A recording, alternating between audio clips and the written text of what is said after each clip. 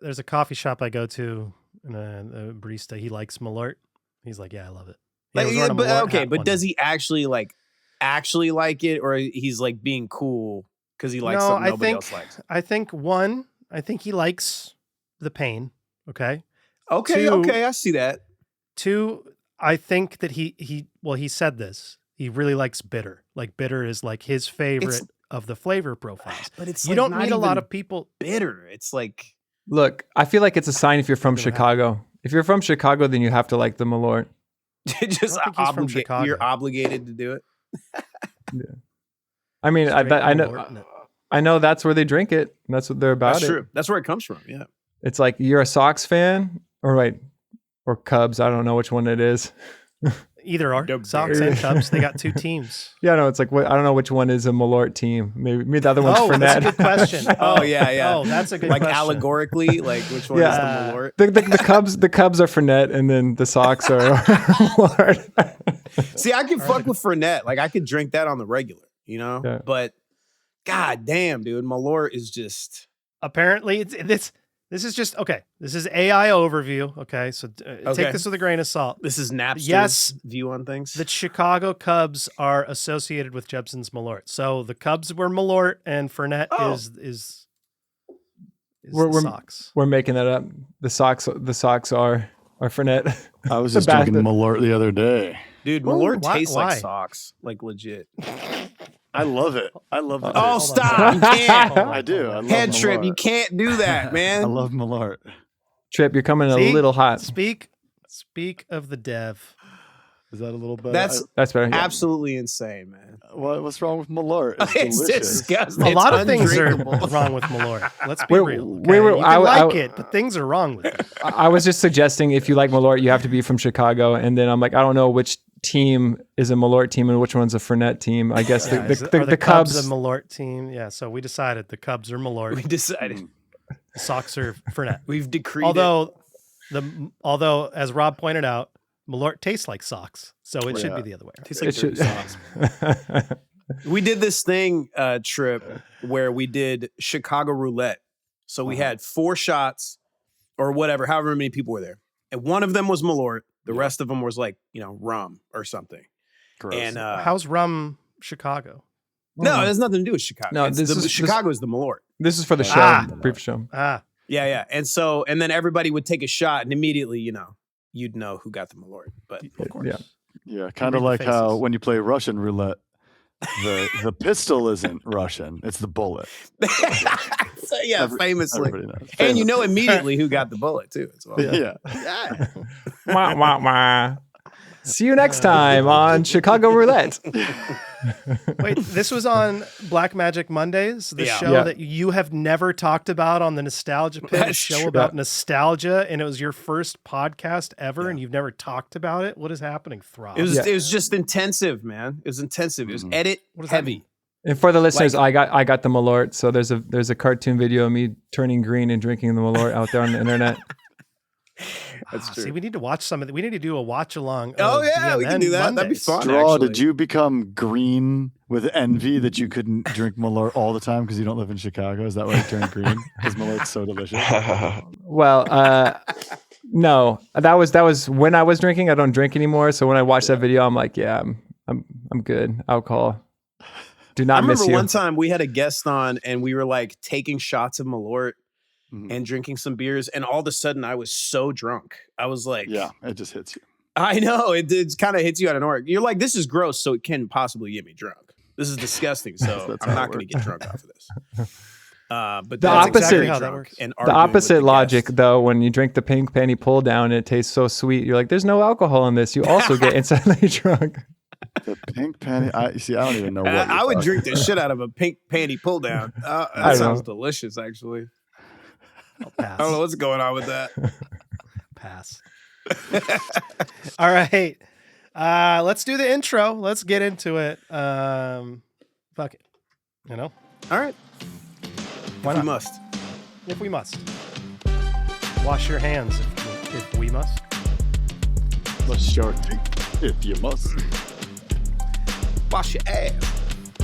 Greetings, listeners. welcome on into the Nostalgia Pit, a podcast aiming to dissect pop culture, the subconscious, and other psychological phenomena. Hosted by Rob Snow, Colin Cassard. Theme song produced by Golden Beats. The Nostalgia Pit is available all the places you find your podcasts, including YouTube. Whoa. That's right. You can look at our beautiful faces. You can see what it looks like to watch people podcast that have no pants on. Not saying that that's this episode, but maybe episodes in the past. You can guess. Comment which one. Maybe, I'll give you a couple bucks if you're right. We're on YouTube, okay? We're on YouTube. You can see us. You can see Ron sniff markers. You can enjoy things, but that's we're growing here in the pit. We're changing. We're evolving, just like the evolution of us at the pit. We have two musicians in the house that are also evolving. They collaborated together. Lieutenant Headtrip in the house. We've had him before. What up? Returning guest. Kip, NortherDraw, you've been here before, right? Have you been on the First pit? time. First time. What? Wow. That seems impossible. Welcome. That's how is that the first time? Who made the intro beat? Is that funk you said? This is Golden Beats. Golden Beats. Shout out Golden Beats. Golden Beats in the house. Yeah, hell yeah, shout Golden out, Beats. dude. All day, man. All day. He does great things for us. But Lieutenant Headtrip, NortherDraw, they're in the house. They're celebrating their second collaborative unit. This one's called Unbound Flight. Okay, it is available on wearethekarmakids.bandcamp.com. You can purchase it. You can see them. They'll be out on tour in the month of June. Right now. May and June. It's They'll be on gonna tour. be May. Hopefully this will be out in time for you to see them on tour. The point is, you should listen to their music. You should support their artwork. You should check out all the things that they're doing. Headtrip, he's got a podcast. I do. A podcast that's also nostalgic in We'll nature. talk about it.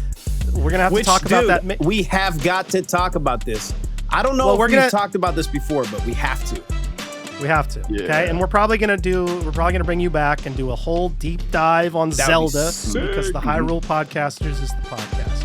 But this is the Nostalgia Pit, and so we're here to talk about nostalgic things, including non-nostalgic things like new, beautiful music. That's right, Unbound Flight. Go check it out. We're gonna have a couple selections throughout the episode, and we're gonna talk about Tony Hawk Pro Skater, the soundtrack. Yeah. We're gonna talk about Burnside Skate Park. Hell yeah, let's go. About some fun stuff. So, we're just going to let this beat ride out. Skate into the sunset, like Tony right there in the middle of it. Skate into the sunset. Come on. Pixelated. You having fun yet? What is that little Fun yet? TV? Yo, Was that where did Super you? Mario playing? No, you didn't. Yeah. Yo, I've seen those before in LA. This one spot Those called things are Digital dope. Debris in LA. They sell those. They're so crazy. So for anybody not watching, Throb just held up a television the size of my mouth. Yeah, you could fit it in your mouth. I could fit that television in my mouth. You could. And A little kid would choke on that TV. Yeah. We're watching the Super Mario Brothers movie. Yeah. The last And TMNT podcast. 3 as well. So the last You ever- podcast I was Do you ever on, tell your kid to stop choking on Super Bros chewing TV? the last podcast I was on, we proposed. It's called The Aging Punks with Ray Strife. We proposed that they make a sequel to that, and it's Luigi's Mansion starring John Leguizamo. Okay. See, I like that. Right. I like that. that. That would be Great the right idea. direction to go for Yeah. that franchise. Absolutely. Exactly. Now, For that version. my alternate sequel is that I still want Bob Hoskins. I still want John Leguizamo. I still want the same cast. I want the same styling, like crust punk, cyberpunk, whatever. But I want the Mario 2 video game world. Yeah, Interesting. great idea. Interesting. Shy More- Guys, Yeah.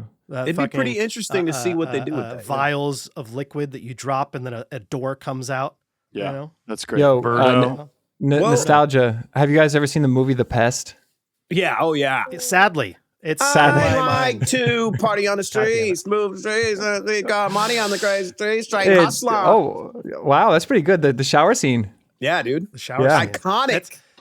Can I tell you my story? I tried to do so. We have a segment on the Nostalgia Pit called Limited Recall. Limited recall. And limited recall is where you go and you visit a piece of media that you haven't seen in 10 years or 10 years plus. Okay. And so as a kid, I remembered loving The Pest. Yeah. Okay. Saw The Pest. It was, streaming. Maybe this was during the pandemic or something like that. I was like, oh, The Pest is on. I hit play. I did not get through the song. I got maybe two verses, maybe two bars in, and I just turned it off. I was like, no. Yep.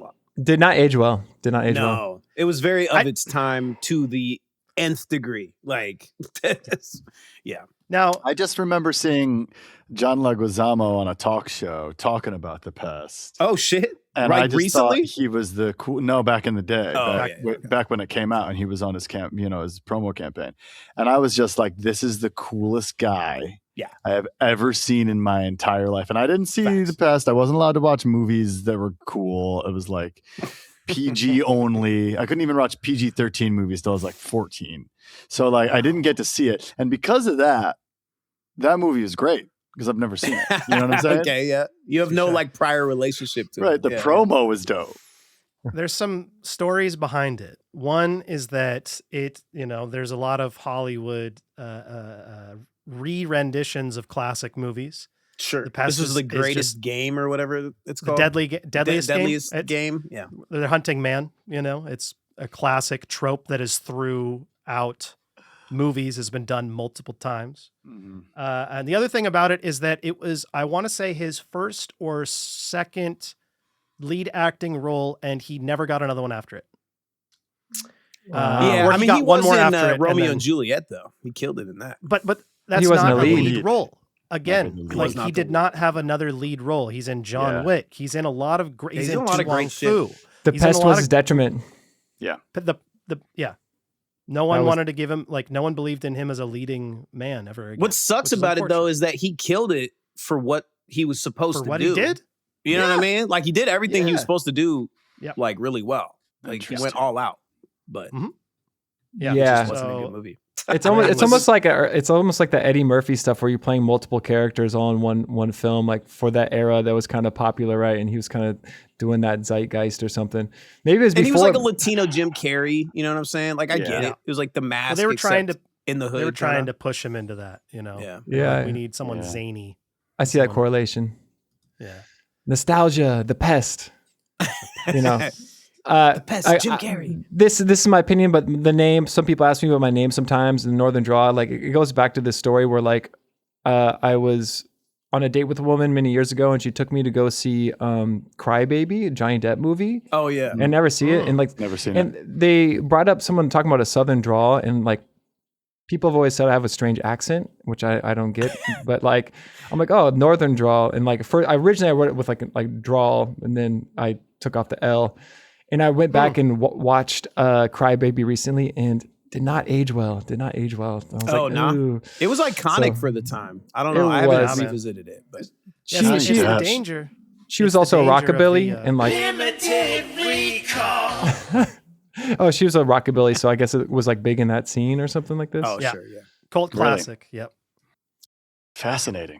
Talking about weird accents, people think you have a weird accent or something. I don't hear that, but obviously I'm from around here or grew up around here.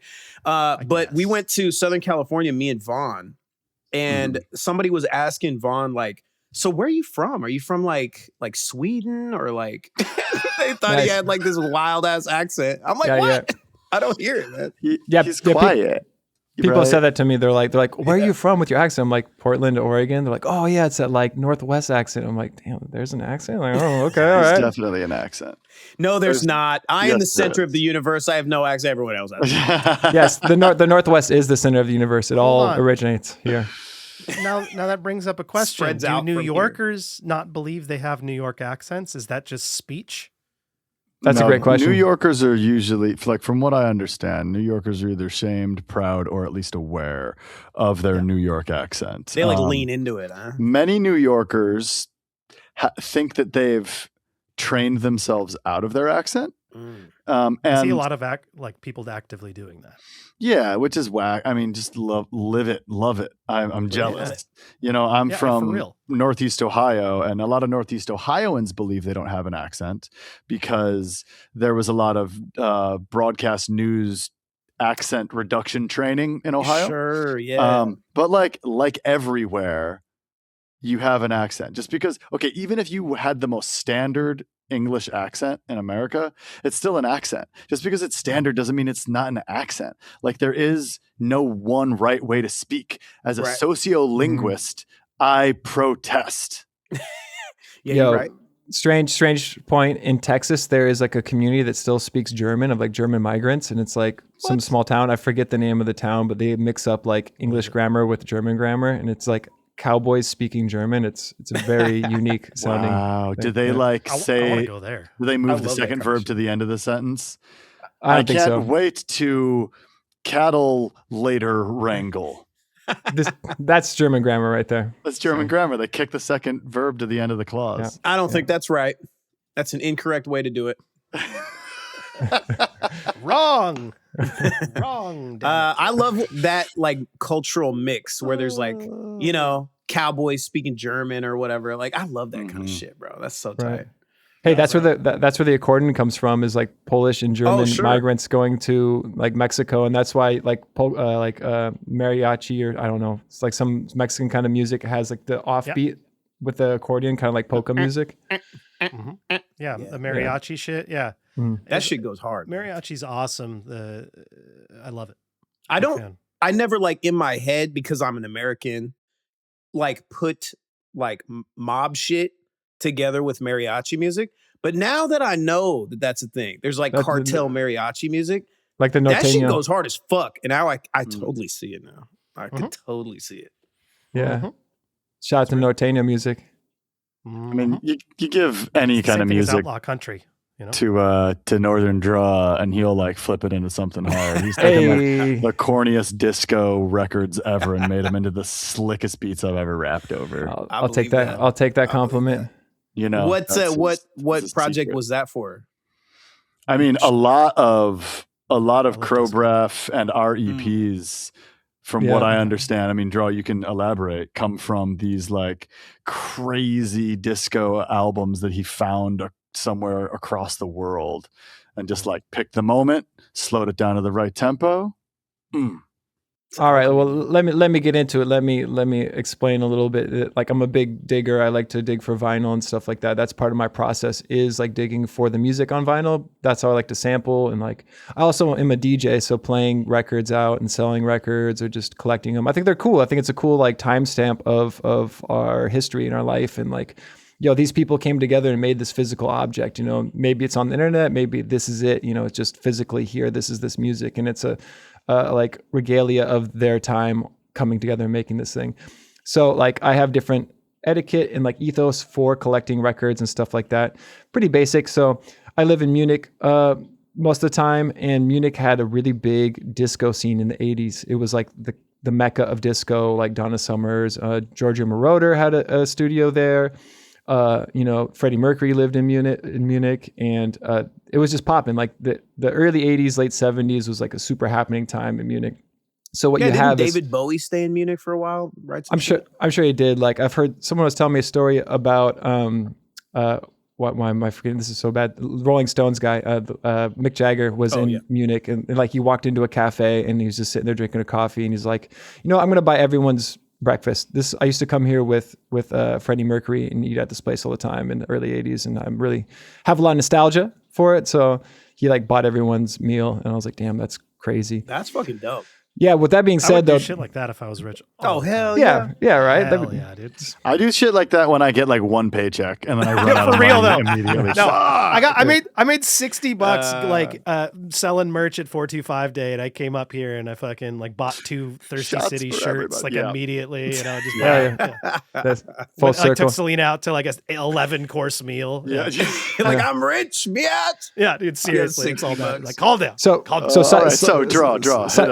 Cycling back to it, I dig a lot, and in Munich there's a lot of shitty disco, and there's like a whole bunch of it. And so, I mean, stuff I like to dig for is like, soul, funk, boogie, things like that. But like the American pressing stuff is more because it's imported, right?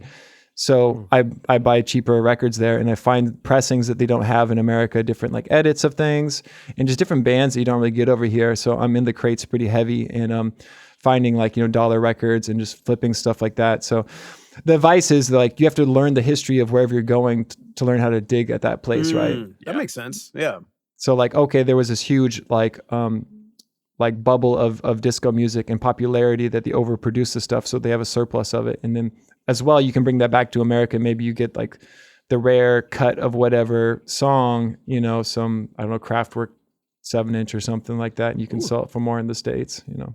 Mm-hmm. It's dope. Or you could just turn everything into dope beats and then play them all for me and then be like, sorry, I already told a bunch of people they could have that. And then I already have like 12 songs written and unreleased, and Kip's like, it's cool.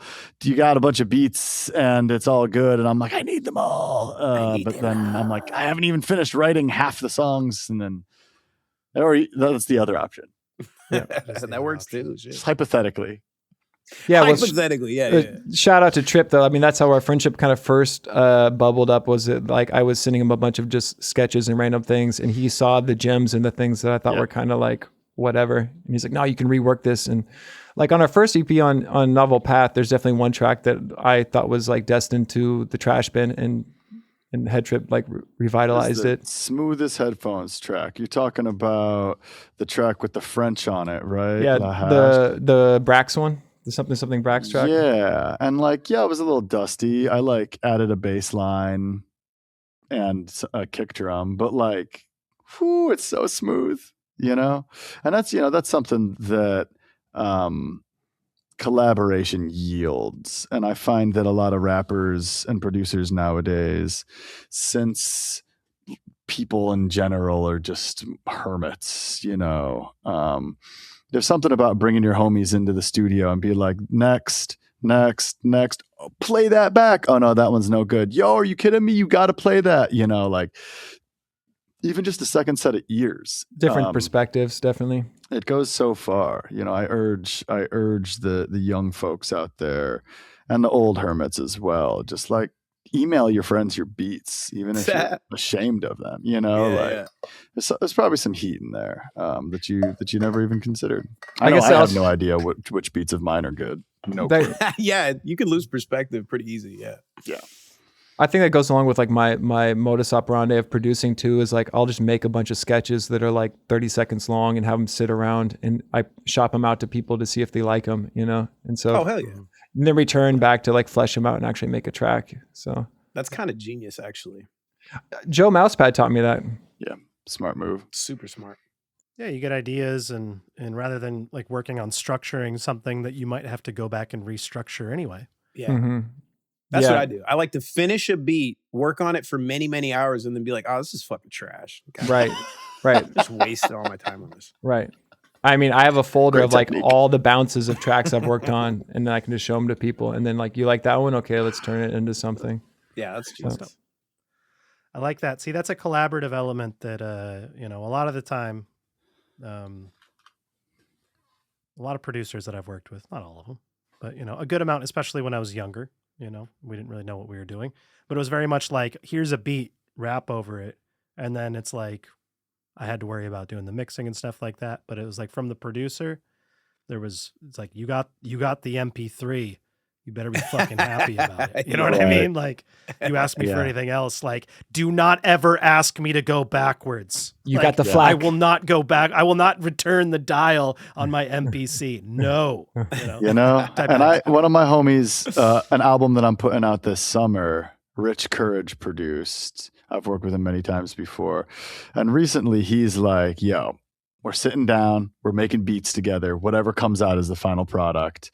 I just can't stand going back in. So like in the moment, if you want the stems, ask me for the stems. Otherwise, that's the arrangement. That's the mix. You can That's totally acceptable, especially if the person makes themselves available and is like, and is clear about that. Is like, hey, exactly. This is how he tells I work. Me ahead of time. Yeah. I don't want to have to mess with things later because it's my least favorite part. I like making stuff. I like playing stuff live. I don't like the other stuff. And, at this point, he's earned it. Again, setting your expectations by expressing your intentions is key. For anybody that wants to know what my opinions on collaboration are, for anybody who doesn't, I'm sure there's a chapter list or something down there and you can fast forward to Mega Man or whatever, but that's what you're getting for this portion of the nostalgia pit. Yeah, but To comment on that, I think that through my artistic lens, having collaborations with different artists is like the most unique experience. I really like thrive to do that and work with different people because you have a different like outcome from what you would originally like produce or make. You know, you have like this different kind of two different minds with different kind of perspectives and tendencies, and you create a whole different thing that wouldn't have been there otherwise. Or maybe you teach each other something, you know, you learn a technique. Like I've learned so much Ableton through other producers, just working with them, like, oh, that's how you do that technique. That's that shortcut right there, you know? Absolutely, man. So if you look at my catalog at my Canon, it's probably all features. I have like very limited just solo stuff because I just love to work with people. So it's true. We'll put out the triptych instrumentals though, and then you'll have the full instrumentals from all of our collabs for these EPs. Do you want to explain that, the 3 EPs? Yeah. Oh, so is that what this is? This is a triptych. This is a triptych. Oh, I didn't know that, baby boy. Yeah, very. I don't know. This might be the first time we've told anybody. Wow. Sorry. And thanks, Owen. And so when I left Portland, Kip and I had like 10, 14 songs started. And, you know, I like to make 14 songs, pick the best 10, put them on an album. But I was like, yo, Draw, what if we like draw this out and put out 2 EPs? And Draw was like, nah. We're putting out 3 EPs. I was like, nah, man. So we went back, found common threads, divided the songs up between 3 EPs, figured out what new songs we needed to write, and have built this triptych and are releasing an EP a year. And then when we release the third, in about a year from now, we will release the entire project as one triptych. That's sick. Wait, are you gonna release the third and then the triptych, or release the third and the triptych simultaneously? I don't know. We haven't decided yet. I feel like you should do the latter. You got to milk it. Yeah, and maybe like the triptych could have a bonus track here or there. Oh yeah, some remixes. Remix. Oh, we love the remixes. So we have a new podcast, Rob and I, called No Five-talgia. Okay. No Five-talgia. And we talk about top 5 lists. Okay, we talk about a bunch of different things. And we're breaking new ground with this one. And we talked about PlayStation games a little while ago. And I totally, what were you just saying? And I lost my train of thought. Yo, I gotta say, Colin's on the third EP as well. Oh shit! Spoiler alert! Spoilers. Don't tell anybody. What I was gonna say, we were talking about we did PlayStation 2 games. Okay, we talked about Soul Calibur. Soul Calibur 2. Yes, thank you. One of the greatest things about Soul Calibur 2 is that it's one of the greatest games ever. Sorry. Well, thank you. Okay, I appreciate your affirmations of my selection. Okay, that makes me feel good. Point is, Soul Calibur 2, besides being one of the greatest fighting games of all time, you get it for the GameCube, you get Link. Yep. You get it for the Xbox, you get Spawn. And you get it and for the PlayStation, I can't remember homie's name from Tekken. But the dude from Tekken. Yoshimitsu? But point is, no, it wasn't Yoshimitsu. It was is a boxer guy. It's the boxer guy with the spiky hair. Spiky. Spawn though? Spawn. My point is, sick. There's 3 different ways you could get the game. There's 3 different characters you could get. You could only get one character by having the system. You could do, release the triptych. Hey, the tape, that's got a remix by this one person. The vinyl, that's got a remix by this other person. You guys want them all? You want the digital? That's got a remix by this other person. How about that? Yo, shout out to the sequel being better than the first one. Like, did anyone actually play Street Fighter, the first one? Like, did you just go like Street Fighter 2 is way better. Isn't it only out for arcade though? The first one? No, I mean it's been. Sure. I mean originally, it's been released, but I mean you're right. You're technically right. Yeah, Mortal Kombat 1, Mortal Kombat 2 was way better. Yep. Soul Calibur 2 was way better. The PlayStation 2, I think every one of my games was a sequel that I saw. Mega Man 2 is the most celebrated Mega Man game of all time. Really? Who are the bosses? Yeah, let's talk about Mega Man. Yeah, who are the bad guys? Who are the bad guys in this fucking? Who are the bad guys? Who's the bad guys in Mega Man? Tell me right now. Okay, Tony. Put me on the spot here. I don't know. Because I blend number 1 and number 2 in my head. So everybody loves the second one. I know that you got in the first one, you got really basic enemies like Bomb Man. And, Oh yeah. I don't know. I kind of conflate these two. Woodman and You stuff got like Woodman, that. Blade Airman, Man. Cut Man. It's Cut Man. It's just fucking throwing something out there. That's awesome. Yeah, Heat Man. Like the first couple Mega Mans just have like elemental and like simple weapons. Yeah.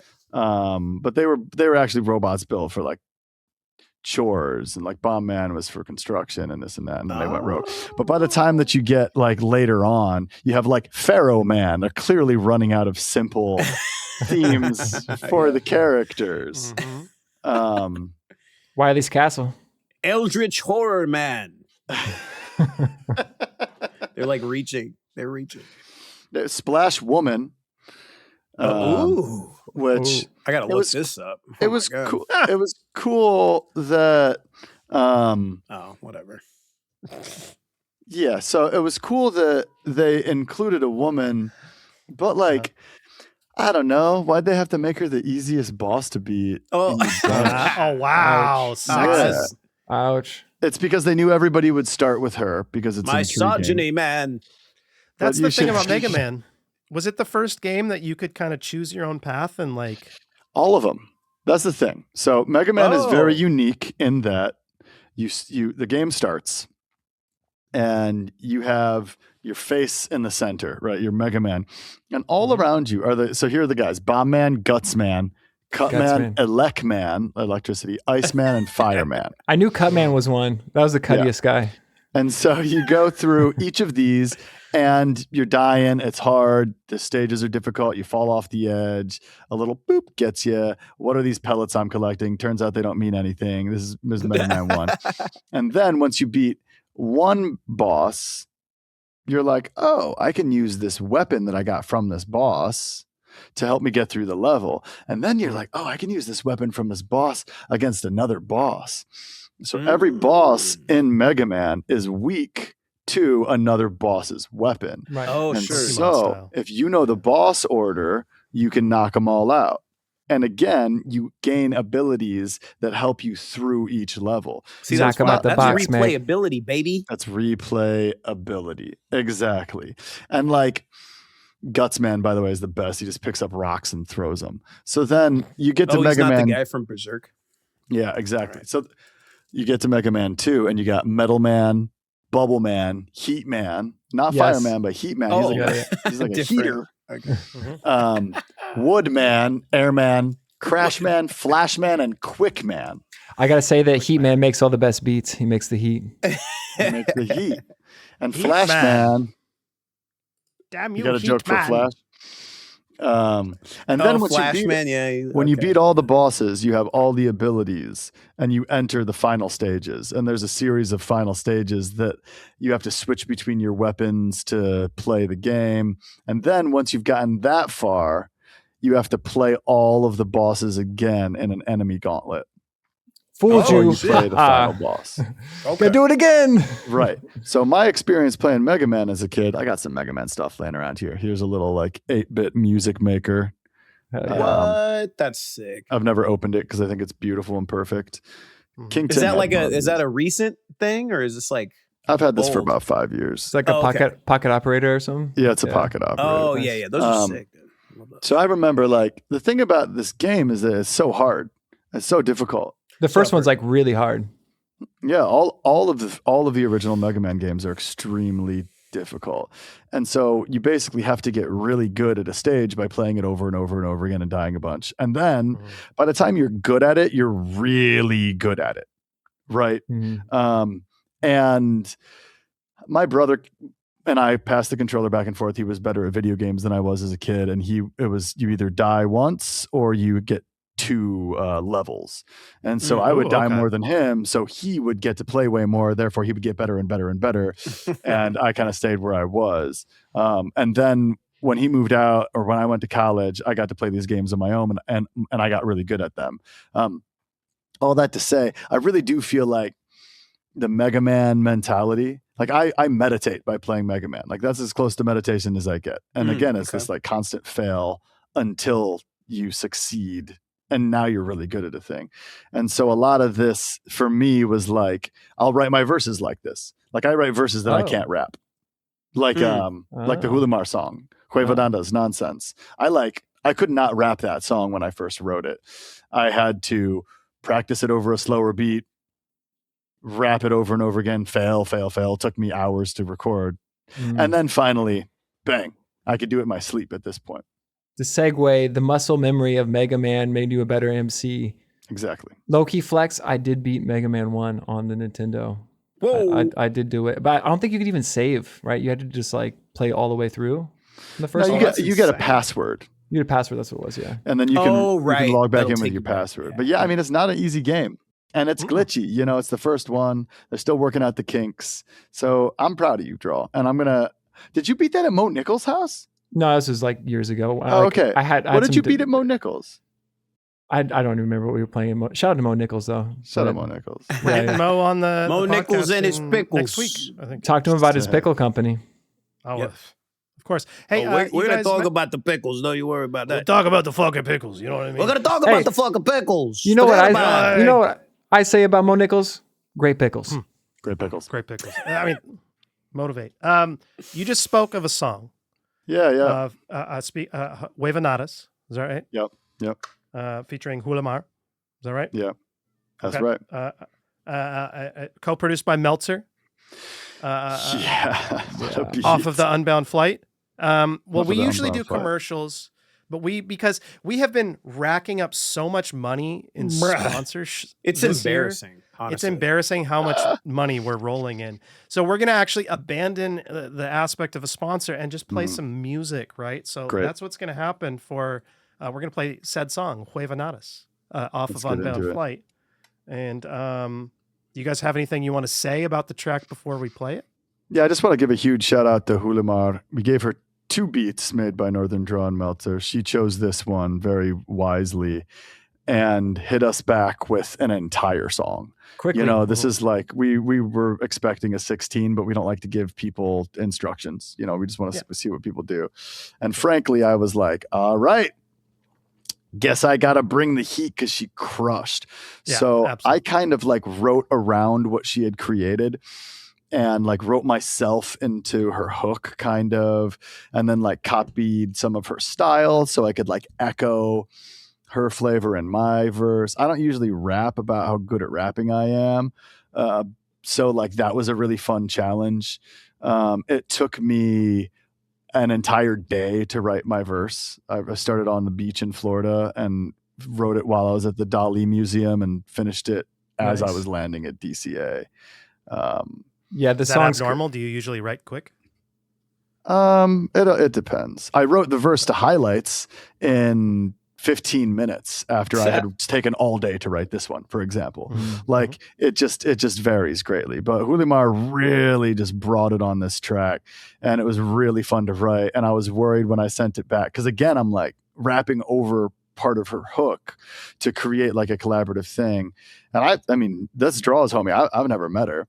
And I sent it to her and she was like, oh, this is so dope. You like rapped part of my hook and you did the thing. So shout out Hulimar for being an incredible MC. She has some new music out. Check it out. And shout out for Meltzer. being down for the collaboration. Shout out Meltzer, who made this beat with me too. He's a gem. He's one of my favorite producers of all time. And I was telling him I'm trying to make 365 loops this year, or just beats or whatever. He's like, oh yeah, I'm trying to make 600. I'm like, this guy. Oh my God, bro. And he's like, a bitch. Every time I see him, he's like, how's your folder going? I'm like, it's not moving. He's like, oh yeah, cool. I got like 20 more in here. Let me show them to you. And they're all fire. I'm like, this guy. You son of a bitch. You dirty rat. All right, let's do it.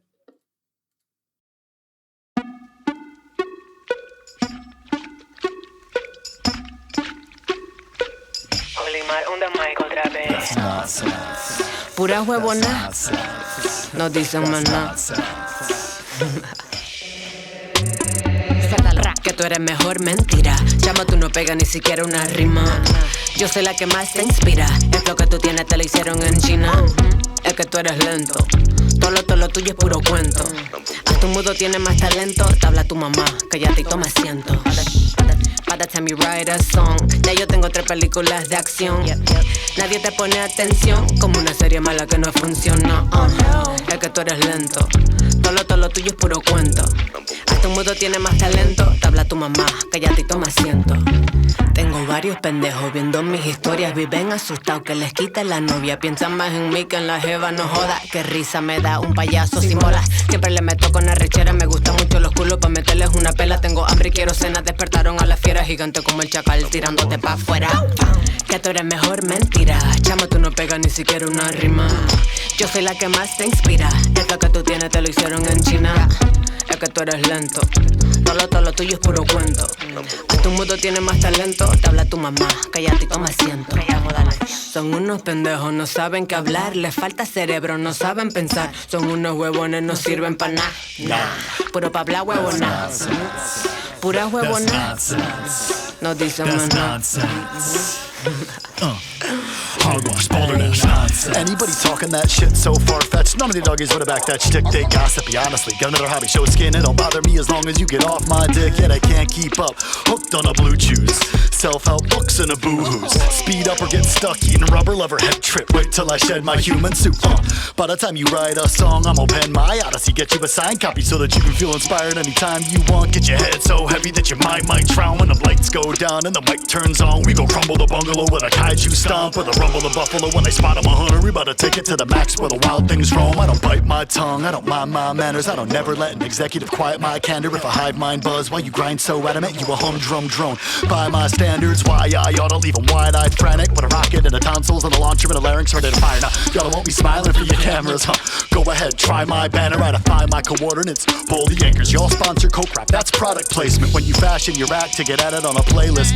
Whole style read Amazon basics, never consider me down for the kind. I'm ahead of the curve that I set myself in. For an ounce and for a pound, taking a loss and mathing it out. Yes, data point, that's a process. Trust me on top of this. Talking at nada, that's nonsense. Some puny potatoes, not savvy, go wild when I faulty cerebral. Don't solve any problem. Come with no talent, no balance, no context. Puro Yeah, pa' they talking that huevona. nonsense. Pura huevona. Nonsense. No Talking dicen that nada. nonsense. Hogwash, balderdash, nonsense. Cuidado que te agarro, corre, los tengo cagados. Mierda en los pantalones, llenitos de mierda como sus canciones. Yo soy de los Yankees, tus ligas menores. Son un grupo de seguro. Papi, tú eres flojo, tú no eres duro. Yo soy la muestra que te sale en oscuro. Tú eres una tortuga, yo soy un canguro. Olimar, un de Mike otra vez.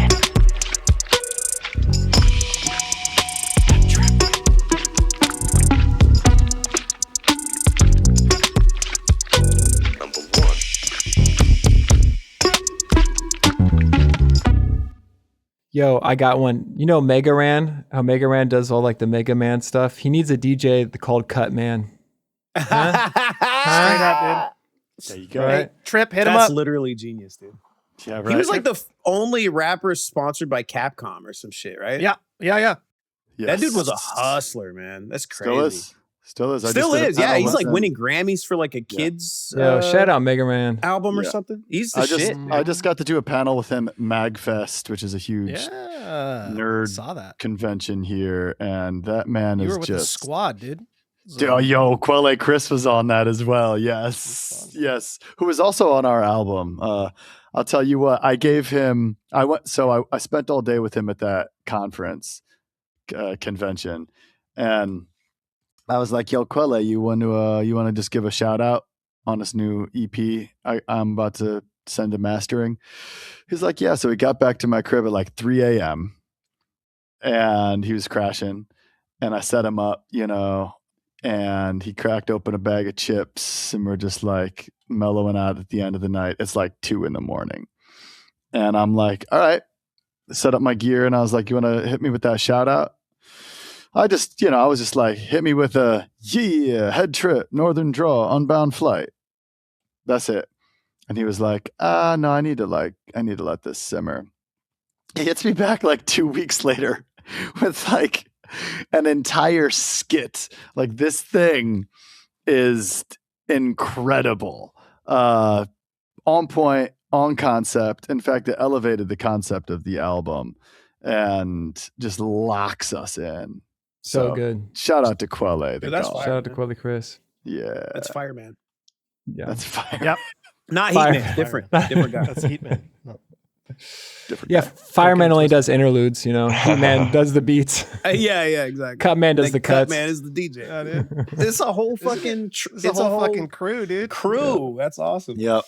It's Yep. like the Flashman does throws raves. Just Yeah, right. raves. There you go. that's I was gonna like say he hangs out in public parks, but the Yeah, I was the- gonna say he's in prison because we don't talk about Flashman anymore. I like that better. We don't talk about He's- Flashman. Flashman. He smoked too much angel dust, man. You know, hey, he had to get out of the crew. He ain't never Flash been in the the same, pan. bro. Quickman wrote my double time in that verse for me. Yeah, He ghost wrote. that's just He Twister. ghost wrote. Yeah. Never consider me never again. It's the NES So Wu you Tang. fucking Project Blowed shit, dude. Yeah. You know, when I first got to Portland and I was doing my normal set, I was like scaring people. Were you very, scaring like, the hoes, man? I was scaring the hoes. Damn. I was scaring the bros. Scaring the bros too. Scaring Yeah. the bros and the hoes. He was Yeah, tearing his dude. shirt off. People are like, "Oh, wow." Yeah, I think like it was the first time I saw you. You were opening up for Shrapnel at Kelly's Olympian, and I think I was like watching your set or something like that. And Prem Rock all of a sudden just like sneaks up behind me, just like whispers, like wait for him to wait for the shirt to come off. Oh, there it is. You know what I mean? Let's like That's actually on Headtrip's business card. It says "Scare the bros and hoes" in the parentheses. You know, and the bros, the theys as well. Scaring the bros and Scaring them hoes all. since, whenever. Yeah, it took some getting used to, and I was like, oh, okay. The first thing I realized was that I need to like work them up to it, so I started a little more mellow on the West Coast. Smart. And the second thing was I was like, oh, they like the fast raps. I'd stopped doing that out east just because I don't know, people were just not as into it, and I was like, okay, I'll save that for the record, but I'm not going to do it on stage.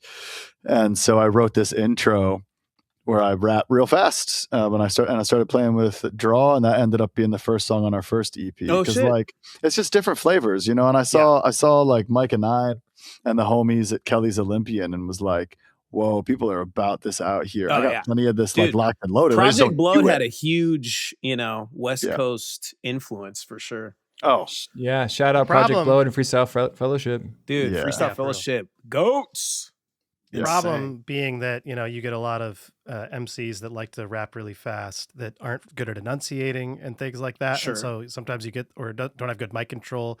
So on stage it can be a little blurry. I say this because I was one of those rappers. 10 Self years call ago. out, dude. He admits it. Ash is up there like. I will say one of my issues has never been enunciation. I mean, I started with theater before rapping, so it's like I understand how to rap from the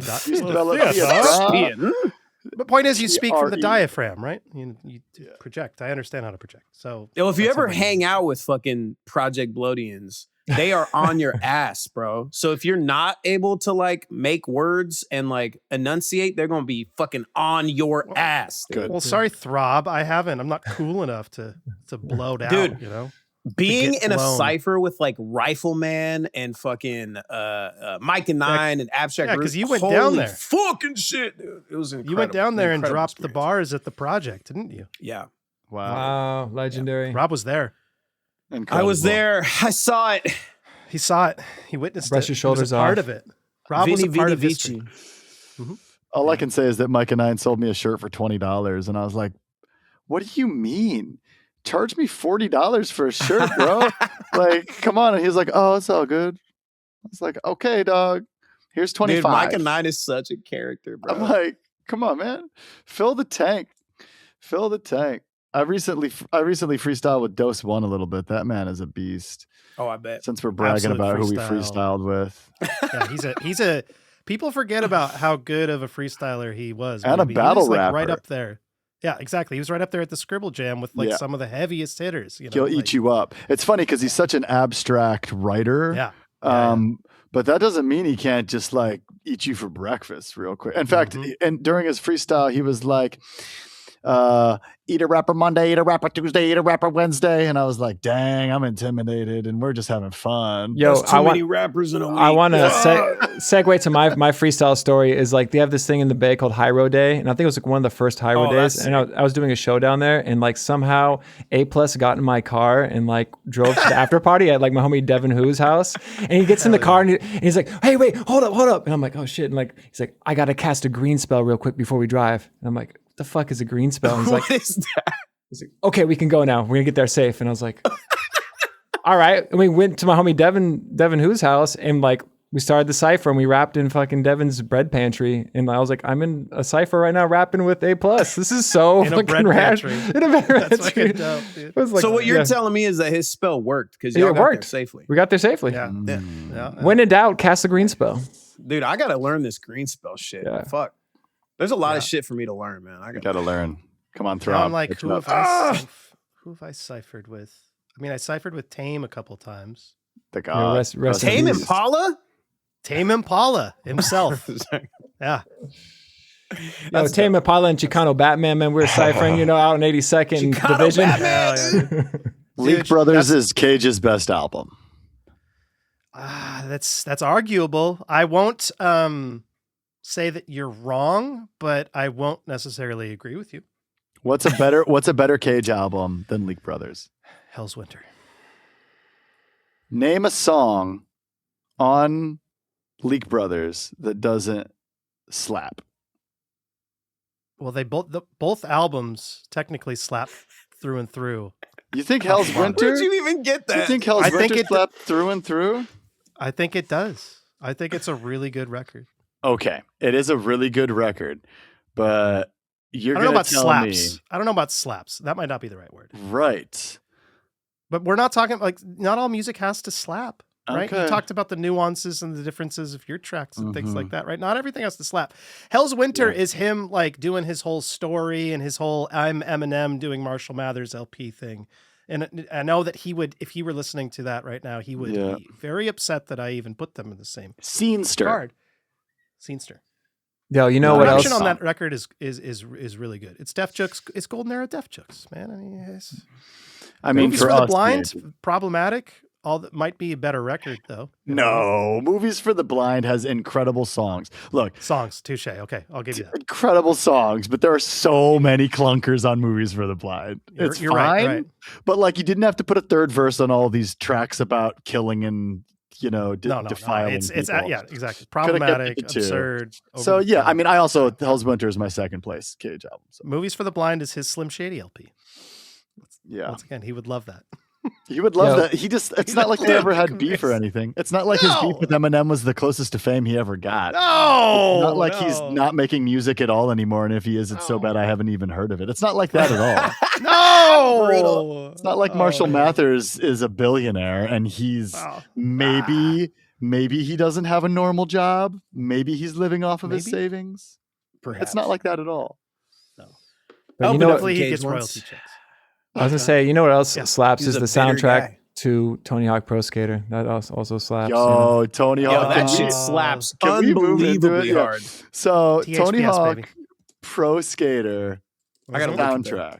Yeah, No, we I gotta got, look- I got we the gotta track look list this- right here, Rob. Oh yeah. Bring that up. I Bring it gotta up. say, as like a skateboarder, I still go to like Enhanced. skate jams and stuff, and people like intentionally play like the songs from Tony Hawk 'cause they know that it's gonna like touch a special place for all the skaters, and we're like, yes. Yeah. It's unbelievably I good. can't Oh, see it. also, shout out to Portland reference. Libretto, I think, has a song on the first Tony Hawk game. I'm pretty sure that Who's Libretto? he's a Portland rapper. Okay. Also raps with like Lifesavers, Versatile, and whatnot. I think he has a song on, or like a feature on the first Tony Hawk game. That's fucking This dope. apparently is the track listing according to Tony Hawk's Game Wikipedia Okay, cool. of the first soundtrack, and there were only 10 tracks. Only 10, huh? All right. That Yeah, was but enough.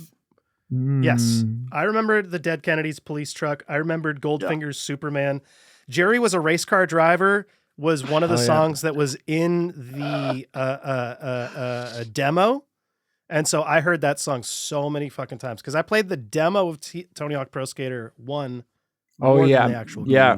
I remember the demos. Yeah, when the demos came out for PlayStation. Yeah. Oh man, Dude, so good. I can play Jerry was a race car driver on bass. That was like Primus is huge. Primus is formative for Headtrip.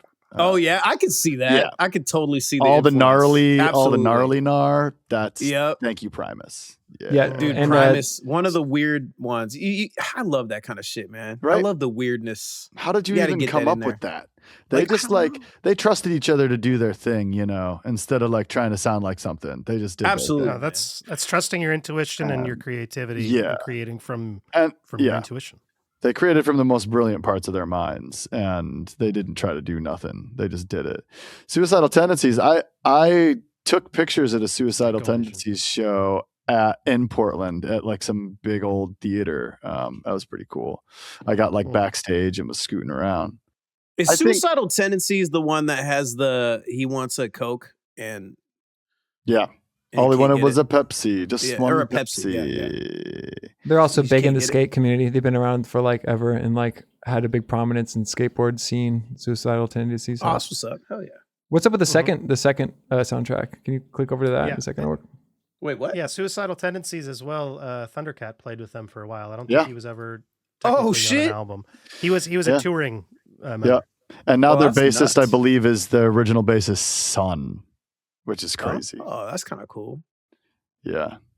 Oh, man. Intergenerational. Anthrax and Oh. Public Enemy made that for the game. I didn't realize Yes. that they made these songs. whoa. No, because Guerrilla Radio wasn't made for Tony Hawk 2. No.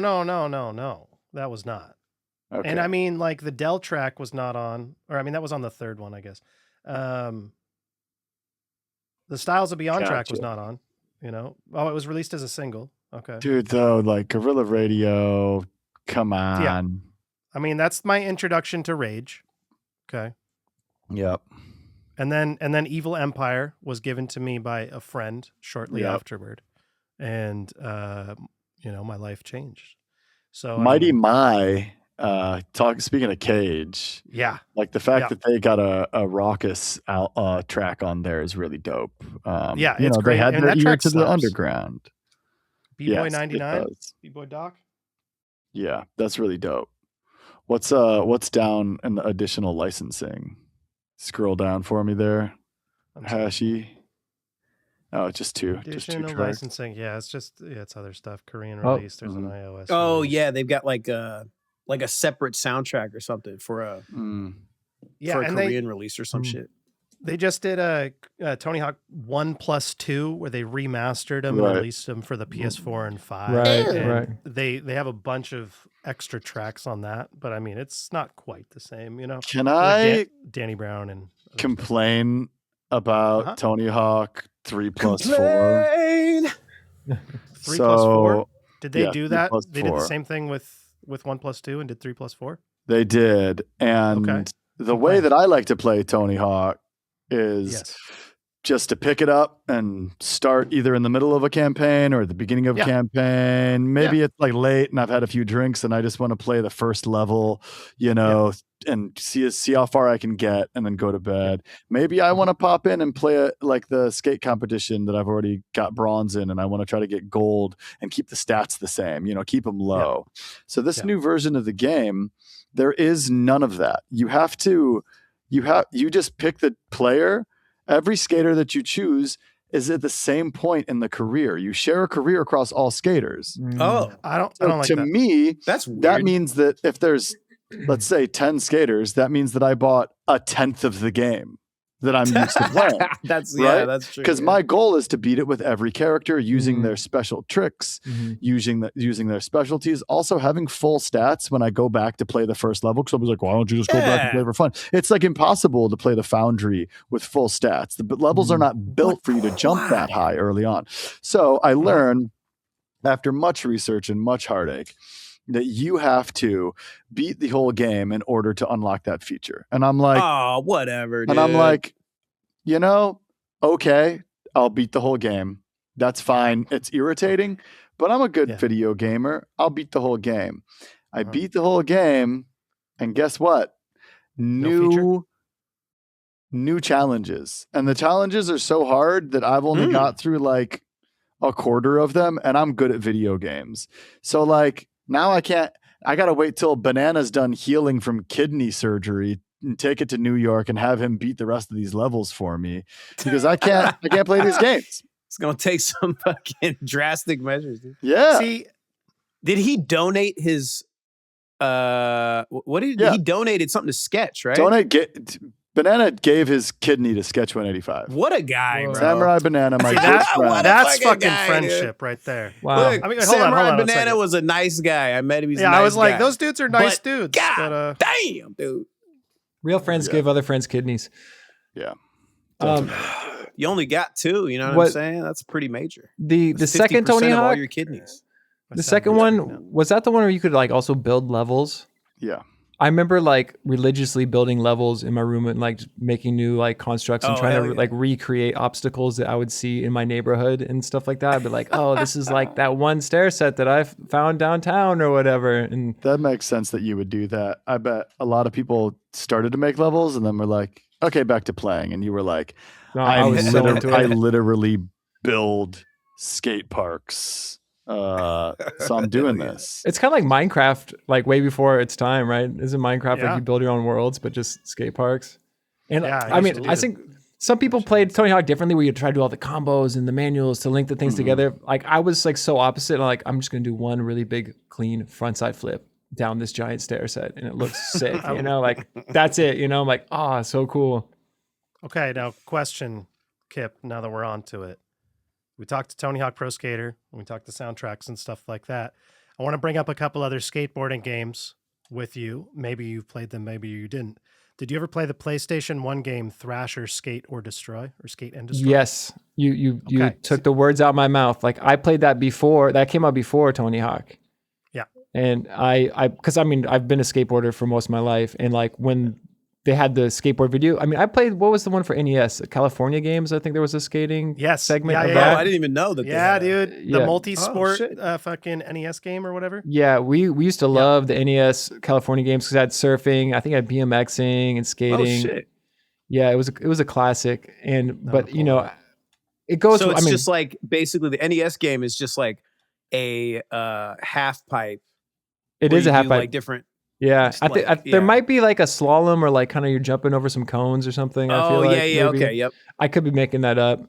No, I think I'm seeing that. There's like a boardwalk with different obstacles or some shit. Yeah, but when Thrasher came out, that was like the first game I feel like I remember as a kid that was like a serious skateboard game, and everyone was super stoked about it. Here we go, yeah. But I remember like the gameplay for the Thrasher was like incomparable to Tony Hawk. It was like super clunky and weird. So clunky, but the reason I brought it up was because of the concept of like the realistic tricks. It's like you couldn't do a bunch of crazy shit and string it together. It's like if you fucking did a backside flip to a fucking nose grind, that shit would be insane, you know? Yeah, that's what was cool about it, is it made it more kind of a realistic play, but also like how they pushed and like the schematics of it was a little bit off compared to Tony Hawk. Tony Hawk dialed it in way more. How realistic was the Burnside level in Tony Hawk? Yo, man, for people that really want to know. Have you ever been to Burnside? Isn't that in Seattle? Look at his face. Look at him. He's trying to push my buttons. Yeah, for people who don't know, I'm obviously heavily into skateboarding, and like I'm actually writing a dissertation about like DIY skate parks right now through university. And I frequent Burnside. Yeah, I've painted there for like over a decade and skated there since I was a kid. And realistic, sure. I mean, it's a video game. They have a bunch of the things, but the thing is, it's a DIY park, so it's also evolving. Like a lot of additions have been made since then. And like the park has certain names for obstacles that have like been developed over time. So I could even like look at some of these things. What we're looking at now, we're looking at the pyramid, we're looking at the spine, you know, the curb wall back there, the elbow.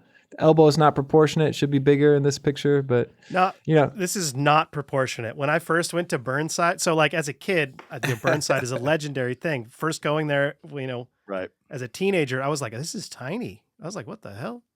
Yeah. It's compact. Yeah, speaking of Seattle, there is a DIY in Seattle called Marginal Way that's even in Soto? Fuck yeah, dude. Yeah, it's even tighter and more compact. Yeah. I think Marginal Way is even gnarlier than Burnside, maybe because I ride Burnside a lot. I know the flow, but Marginal Way is so tight and so crazy. Yeah, it's super nuts. But it's cool as fuck. It's super cool. Before we move too far away from Tony Hawk, though, Tony Hawk. I just want to shout out Doom. The game Doom? No, MF Doom. He was on. What soundtrack was he on? Was that number 3? No, Tony Hawk's Underground. Underground. So he had a track on Tony Hawk's Underground, and A$AP Rock was featured. Labor was on Tony Hawk 4. By the way, these games came out within 4 years. 1, 2, 3, and 4. They just churned. Goddamn! Yeah, It was pumping them out. So Labor was on 4. No Jumper Cables was on Underground 2, and Put Your Quarter Up with Slug and Doom, right, was on American Wasteland. And like I don't know if I would have ever heard about A$AP, or if A$AP would have permeated culture the way that he did if it weren't for Tony Hawk. I mean, these games were not just fun video games to play alone or with your friends. They were also putting a lot of people onto music that they'd never heard before. Yes, and it was such an important thing. And Tony Hawk 3+4, which I guess is Tony Hawk 7 that just came out, doesn't have all the original songs on it, but which is, kind of frustrating, but there are a lot of songs on there that I would have never heard unless I would have bought that game. And so there's this idea that architecture in the 1900s is the highest or the most involved or the peak form of art because it involves so many things, right? Structure, planning, woodwork, painting, all of these, sculpture, all of these things. And I would argue that video games right now are that, because they involve music, visual, interactive, movies. They name an art form that they don't involve. You can even dance, there's motion. So they use their power for good. And I really respect the franchise for that, even though you can endlessly grind and set Colin's expectations of Burnside so high that he was a hater when he showed up. And, for all the hard small. This thing isn't big at all. Yeah, but I want to bring small. I want to bring that up when you were talking about Headtrip, exposure of music, right? And growing up skating, I was exposed, and a lot of us were exposed in the 90s and early 2000s to new music through skate videos, but also at the time when the first Tony Hawk was made, and having Burnside in it just exposed so many people to that skate park, because Burnside was made in 1990 as the first DIY, and that was because there was no skate parks really in America. That was because of liability lawsuits. And to have that skate park in there is just so monumental, because now we're looking at it in retrospect. If there's skate parks everywhere, everyone knows what they are. They'll have the same etiquette as Burnside, 24 hours, free to all, free to the public, any ages, whenever you want. That at the time was in 1990, there was maybe 10 skate parks in America. Yeah, that's nuts. There's a fucking skate park in Granite Falls now. You know what I'm saying? Right. There's a skate park in every city now. Right, and a lot of that comes from the people that built Burnside, because 2 of them, Mark Monk Hubbard and Mark Red Scott, they went on to build skate park companies, Grindline and Dreamland, and they helped build skate parks all over the world in the Northwest. And Monk was actually from Seattle. Shit. That's kind of responsible of helping change the perspective of skate parks in society and people's mentalities. Because before then, probably even when this game came out, it was kind of the turning point of skateboarding being this nuance and being oh, skateboarders are no good. They're these vagrant, fucked up people, to being oh, this is actually, there's something to this, that it's a form of expression. Vagrant, fucked up people, but still. But still, they're creative. Still. Yes, and. Yeah. Yes, and it's time to play a song. Okay. Let's do it. So we're going to spotlight some more artwork from Unbound Flight. This one's Speaking 10K. Speaking of putting people on to music. That's right. Exposing people. Exposing yourself to people. Flashman. You can call me Flashman, dude. Expose people to music. Bass rock man. Finny man. What do you guys want to say about 10K Bars, also co-produced by Meltzer? Shout out Meltzer. That's what I want to say, man. So Draw sent me 2 beats. And I was like, I'll take both of them. And he was like, you can have one. And I was like, all right, I'll take this one. And so when I heard it, I knew that it had to be the beginning of the album. I also knew that Draw wanted me to not write lyrics at the beginning of the hook because he wanted the sample to be able to speak. So those are my parameters for writing this song. It's a thesis statement.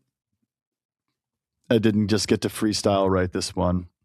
And I have a joke in here around Jordan Peele. I have this like Jordan Peele punchline that I want you to keep an ear out for if you're familiar with his filmography. His oeuvre. And we got two homies to do shout outs on this. One of them is Egbe Vado. Egbe Vado. So he's West African and he shouts us out at the end. And then Kip's Pinoy homie, right? Yeah, Lefty, DJ Lefty. I met him. So I got the sample for this in Japan off a disco album, Digging. It's also like some random thing. I don't think you can get it in the States. And I did a gig with this guy, DJ Lefty, who is from the Philippines but lives in Osaka now. And hit him up, and he gave us a little shout out. And also the idea, returning to the idea of like these 3 EPs being a triptych, right? The whole like overarching theme is that like it's about a journey, going on a journey, right? The first one is the novel path. The cover art is some stairs, like you're about to go on the journey, you're getting prepared. And the first track on the first album is us playing to a room that isn't ready for us to perform. There's people talking. We start rapping. We're like, hello. The crowd fades. By the end of it, they're like begrudgingly engaging in our call and response. And by the end of it, they applaud. So like, because they like listen to your verse and like, was it Scare the Day music? I don't know. Dude, begrudgingly engaged is like, that is the perfect audience, man. Yeah. So and the idea for this track is like, it's the middle of the triptych. So we're like on the journey. We're jumping right into the project. We have the plane. We're on the flight. We're going there. You're already in flight, baby. Yeah. And maybe we just hit a layover. The plane, the plane is taken off and we're logging our miles. Let's log some miles. Let's do it. Ha-ha! 10,000 bars of counting and we barely begun. Work the crowd and do a frenzy, then prepare for the plunge. Keep it light when we in flight, that's why we carrying on. Leave a powerful impression like you stared at the sun. When draw beyond a board, bring the 404 to weapons grade. I clutch the mic like I just pulled the pin out of this hand grenade. In the land of autocrats, we anti-fascist renegades. Goes without saying, but I'ma say it anyway. Dismantle the regime, it's up to us to connect. We let the heartless pull the strings, now what the blood you expect? We out here building up community, you're staging us a mutiny. Done waiting for the balance of a government check. Peel your ass up out the armchair, leave the goddamn house. Get out, us? Nope, no lollygagging around. Take an extended stay before you have a mental break. Learn yourself something, there's more beyond the everyday. Make your getaway. Get up, get up, get up. Gotta find a better way. Goes without saying, but I'ma say it anyway. I'ma say it anyway. I'ma say it anyway. Yeah. Make your getaway. Get up, get up, get up. Gotta find a better way. Goes without saying, but I'ma say it anyway. I'ma say it anyway. I'ma say it anyway. Mabuhay! It's your Pinoy homie DJ Lefty. Sama tayo kay LT Headtrip at NorthernDraw sa kanilang Unbound Flight. Tara na! About 1,000,000 miles behind us and 1,000,000 to go. Yeah, we gon' muscle through obstructions, guess we built for the road. Making neighbors out of strangers while making the haters pay up. We favor the yaysayers, give the building a nose. Listen, ain't nobody ever chart the expanse from the couch. Slouchy mark for a targeted ad. Lazy waiting for a luxury to fall and they laugh. Feel the weight of these commodities and artisan trash. Toss the map about the car, they toss the dart at a map. I ain't a model of perfection, now my model ain't set. They put a ship in a bottle, we take a ship through the cosmos. Either way, it all started with a thought in a head. Trip, sorry y'all, it's gotta be said. Get your fix, walk a novel path and open your lids. Take an extended stay before you have a mental break. Yeah, there's more beyond the everyday. Make your getaway. Get up, get up, get up. Gotta find a better way. Goes without saying, but I'ma say it anyway. I'ma say it anyway. I'ma say it anyway. Yeah. Make your getaway. Get up, get up, get up. Gotta find a better way. Goes without saying, but I'ma say it anyway. I'ma say it anyway. I'ma say it anyway.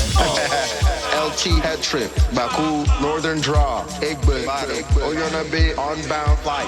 Milesia. Oh, I'm a really yama Yahweh. A don't all the war. Right, give me my hip hop and don't see how we all on that. Big ups from West Coast, Africa, Togo, to West Coast, Portland, Oregon, to the East Coast. Yeah. Shout out Throb. Yeah. Cheer. Playing with my little TV. Don't choke on That's what it. you call it, huh? You catch the. You catch the. Anybody catch the Jordan Peele?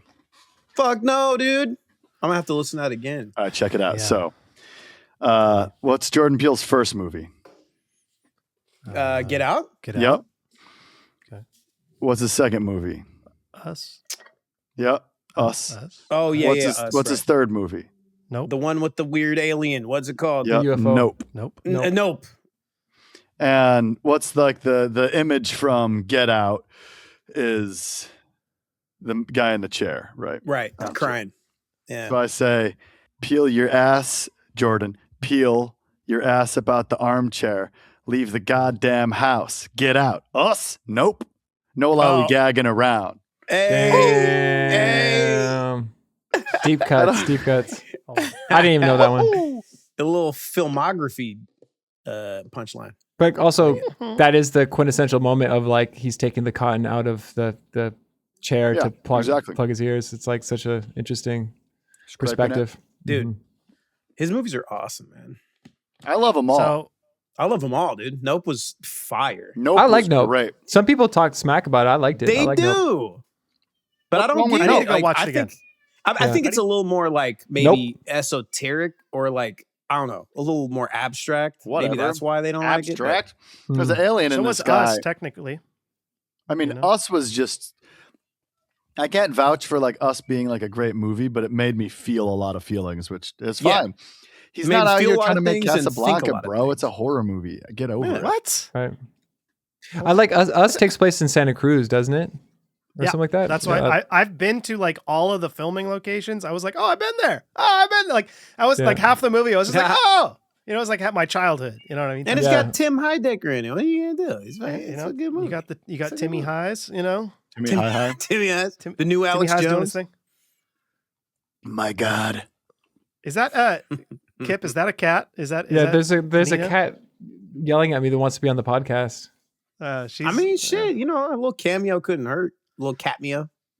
Cat meow. Cat Hi, meow. meow man. Look at her, kitty. Oh my God, what a She's beauty! such a pretty little cat. She's a good kitty. I wonder if she's probably hungry. She was Where the looking for food me. at? She's like, "Who are you?" Were you? It's like my people aren't here. This strange man is talking into this thing. One of the smooth long cats. cats is talking into a microphone, and I don't know him. Yeah, because they just think we're cats. That's the thing. That's how I view it. Yeah. No, I mean I that's like to apparently that's the psychology of Yeah. you know, animal behaviorists see that, or they say that cats see us as cats. I have two headcanon facts about cats. One, that they think we're weird, smooth, long cats. Yes. And two, that they think we're really cute. That's Or those are my they- two headcanon facts. They think like they have to that. take care of us. They're like, these guys don't know what they're Yeah. doing. Like Like Well, these that's- guys yeah, don't know what that's they're accurate. doing. Dude, Aw. also, I heard that if they groom you, they think you're like part of their litter, you know? Right. Yep. So anytime my cats try to groom me, I immediately grab them and start licking their fucking ears. I'm like, I no, like their ears. no. Like, you're mine, okay? my litter. I'm not yours. and then you cough Oh, up a you hairball mean- on them. They think they're my daddy, mommy. Yeah, they're gonna like take care of you. You know, they got to get you clean. It's So like, you're no, telling me my bitch. cat Pip thinks he's my daddy. Maybe. Dude. No, I don't know. See, no, they see I don't know you the as intricacies of your politics over there, it's but I'm they're just seeing saying. you as an equal. Okay, That's what I they think, too. clean their pack. Because I have a bonded pair and they clean each other. Oh, that's so cute. Man. So do they Yeah, both yeah, think they they're don't- each other's daddy mommies? No. No. They're part of the pack. They are clearly. See that you know, that's not really like head canonical. So that that's I could Rob's be wrong head about that one. canon may or may not be. You know, it might have gotten one of those. I try to stay out of cat politics as much as possible. Calm down, dude. Politics. They're eating the cats and dogs. Sorry. I just played a show in Springfield, Wow. Ohio. Springfield, Ohio. I did. And Are they eating cats? the band that I tour with, we do a lot of work in the immigrant refugee rights space. And like, we were on stage talking about how we love immigrants and refugees. And the audience was like, yeah. Like they were about it. It was great. It was a beautiful night. Oh. And then we played Cleveland the next day. And my band leader, who is the son of, Syrian immigrants, says, we played Springfield last night. It was a beautiful night, blah, da, da, da, da, da. The cat was delicious. Oh my God. He dropped the cat. I was like, He's bro. just stoking the flames, man. You rascal. Spicy. Comedy, baby. I did not expect him to pull that out. Too soon. Did people find it funny? Did they take it? Yeah, the room laughed. I mean, half the room is familiar with us, right? It's his home, like his home base. He's in Cleveland now. And then the other half, I mean, I don't know. Like he's hitting us with such heavy stuff the whole set. He's like, first generation Syrian American. I thought I was American until 9/11, and then nobody has let me forget that I'm Syrian. But also, I'm not Syrian enough for the other people that go harder than blah, blah, blah, blah. And like my cousin got shot and killed in the war, and this and that. And then he just and then he makes a joke, and so like any relief is welcome. And he's clearly an ally. So like, I feel like he's allowed to make the joke. Whereas if I went up there saying that shit, people would be like, context. All helps. right. Yeah. All of a sudden I go from being like a rapper in the band to being a white rapper. Right. Like I immediately am a problem, but he definitely, he pulled it off. It was funny. Basil and the Supernaturals, extremely talented musicians. Yeah. So thanks, Kip. Basil and the Supernaturals is a funk band. We're a resistance funk band. Soul, a lot of soul in our music, and they've been around for a while, for like 15 years. They formed probably 16 years ago in Chicago, and I grew up with the lead singer. Wait, do they drink Malort? I was gonna say, I drink a lot of Malort when I go to Chicago to hang out with Basil and the Supernatural. So I grew up with my boy Basil in Northeast Ohio. We went separate ways. Literally, he went to Chicago, I went to New York, but we went the same way. We decided to build our own music careers ourselves. He started a band, I started a rap group and a rap label, and so when he would come to New York, all his bands would crash with us. I lived in Little Egypt, which was dope because he, as a Syrian American man, got to come basically visit home, America, but also the Middle East, right, in Astoria, Queens. And when I would go to Chicago, I would stay with him, and we just had a really good back and forth relationship. Did you stay in Little Ohio? We're besties with actually Little Ohio is actually in Egypt. So yeah. You have to go to Cairo, right. There you go. And then you walk down the strip, and everybody says, "Oh, sorry, oh, sorry," when they walk in front of you. That's so funny. They have Ohio JoJo's. So JoJo's on the corner. Eventually, Basil was like, "Yo, you gotta collaborate. Let's make some music together." And I was like, "Dog, I'm ripping my shirt in half, screaming obscenities, like threatening Nazis' lives, talking shit to my audience. Like they call me the filth beast, dog. You don't want me as a part of your like humanitarian, rooted neo soul band." And he was like, we could work something out. And so we he played bass on some of my tracks, and I helped with some music video stuff for him. And then in 2019, I was moving out of New York, and he was like, come on the road. Like, you've been touring for a long time now, like 6-7 years. Like, I need somebody to, herd the cats, do the logistics, sell the merch, get on stage, dog. Like, you can rap, you can write a verse to a couple songs, this and that. So I said, okay, I'll come on a month-long tour to test it out. It's funny, usually like do a weekend with somebody. I know, dude. A month-long tour for a test is insane, dude. And I mean, you knew him earlier, again, so best friends. Like, so I hit the road with them, and it worked. I mean, it took us a while to like figure out like the songs to play and like how I could musically interact with the band, but he just let me experiment and go with it. And they're so talented. I mean, these guys all studied music well into their mid-20s. So like one of them makes a chart from one of my songs. We practice it in the car and we play it that night, like brilliant guys. So like it was fun. We played at the White Eagle. Is that a spot in Portland? The White Yeah, that's where Rob will be playing there in June. Oh, you're playing with Shrapnel. This is my patch. Shout out my boys Prem again. We bring in a Prem again, and Curly Castro. Curly Castro's the man. So anyway, quarantine happened. I played a couple more shows with them, but post quarantine, I helped them record a few songs, and I started hitting the road with them more and more. And I blinked and I'm basically the only employee of the band. I'm the media director, I'm a tour manager, and now I have helped produce the album that we're about to put out. I got a couple songs with them that I wrote. I got verses on the new album. And I have done what I try to do in every scenario that I find myself in, which is make myself indispensable and irreplaceable. And so I tour the world with them, the country with them. And so Kip and I had Basil on the album, and we'll finish off the episode with this track so we can circle back around to it. But I've been pushing Basil to write more Arabic because it's not his first language, so he can't express himself as easily, but it's dope. Like, right. If you can do that try. Shit. So he did. Absolutely. We got him on a track on Unbound Flight, and we'll talk a little bit more about that later. It's highlights, but I just got off a tour with them. A couple shows in Ohio, a couple educational engagements. We do workshops with students. And also Hawaii.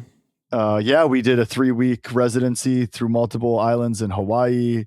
I don't know if you guys know this, but Hawaii is an occupied territory. Yeah, of course. Y'all are West Coasters. We don't know this kind of stuff out east like y'all do. So like we were invited into like the sovereign nation of Hawaii, which is a group of folks who have claimed 65 acres separate from the state of Hawaii and now are unterraforming the land. And we landed in a time of torrential downpours and historic rainfall.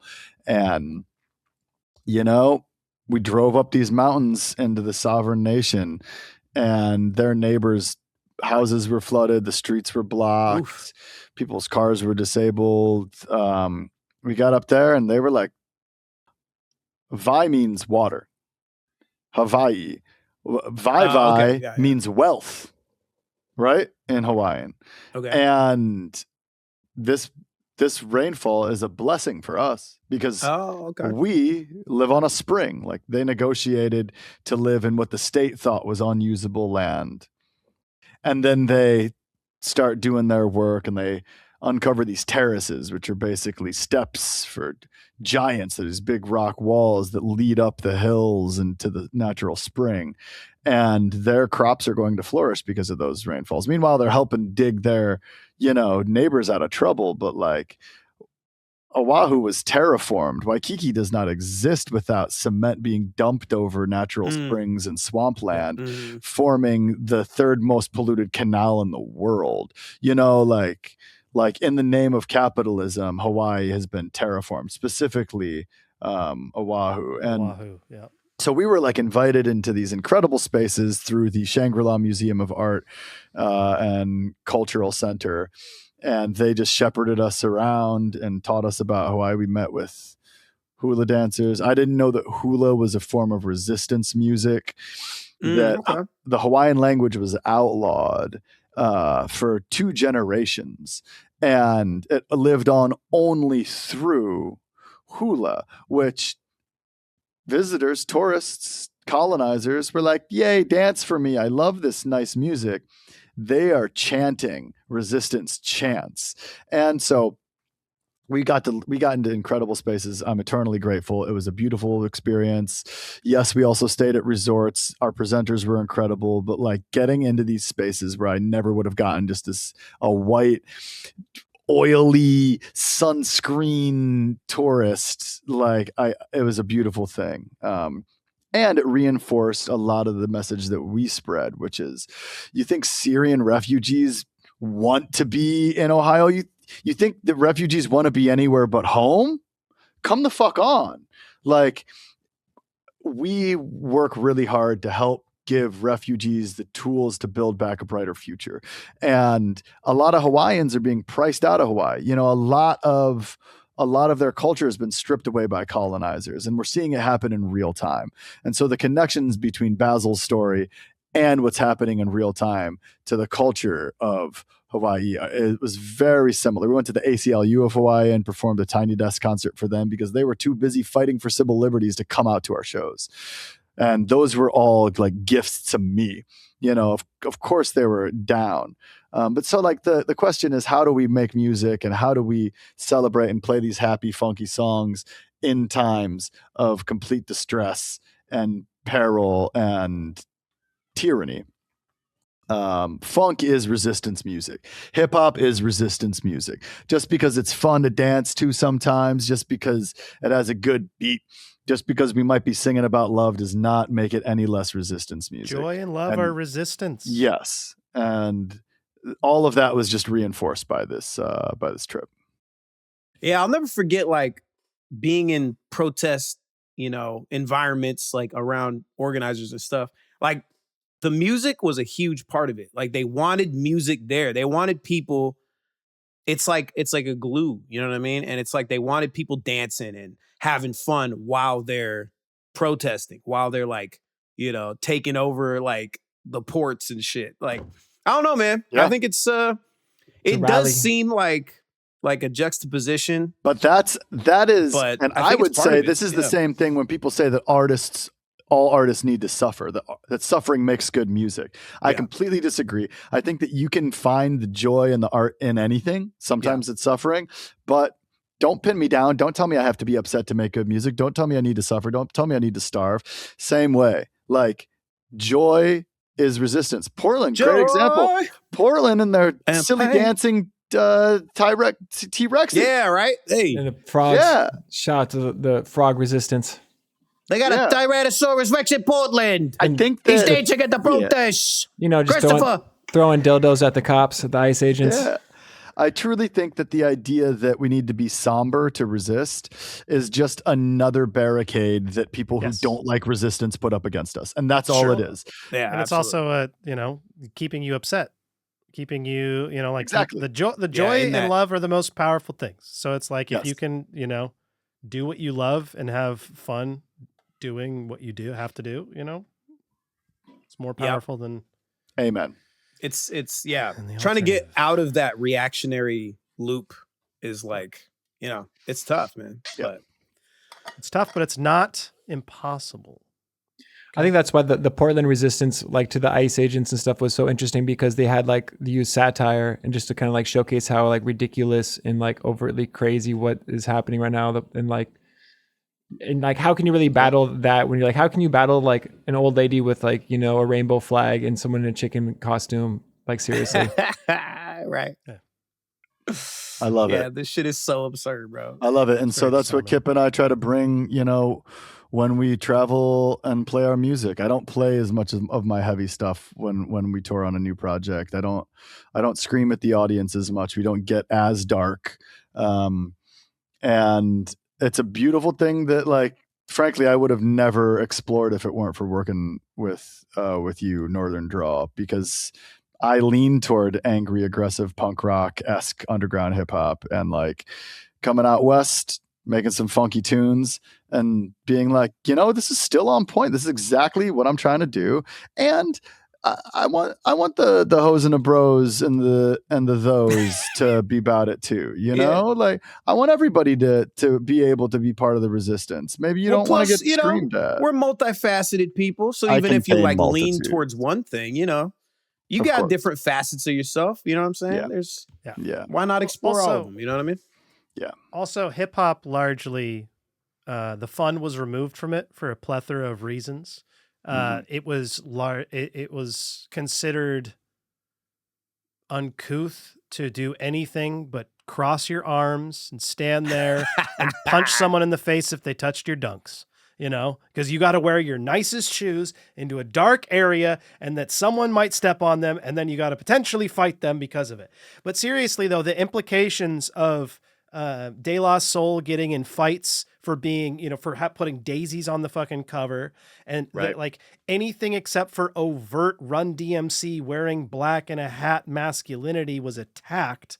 Yeah. That shit like carried, like it's still to this day pervasive. Yes. I mean, Dr. Dre made a lot of money off of that image too, and Oh yeah. And it's all part of the story. But like, we can also be joyful, y'all. Well, hip hop, going back to before the violence, hip hop, it had the conscious, it had the rap, it had the violent, it had the gangster, it had the Schoolie D, but it also had the disco side of hip hop. You had the Johnson crew, you had the Grandmaster Flash evolutions. He might be a horrible person, but the Africa Bambaataa, you know what I mean? Like hip hop and disco were synonymous, like hip hop and club music. And then like hip hop just like cut off a lot of its own like limbs as it was evolving into a bunch of different genres. And it was just had to be this like boom, boom bap, as much as we love and idolize the boom bap era, the boom bap era represented the murdering of a lot of different subgenres of hip hop.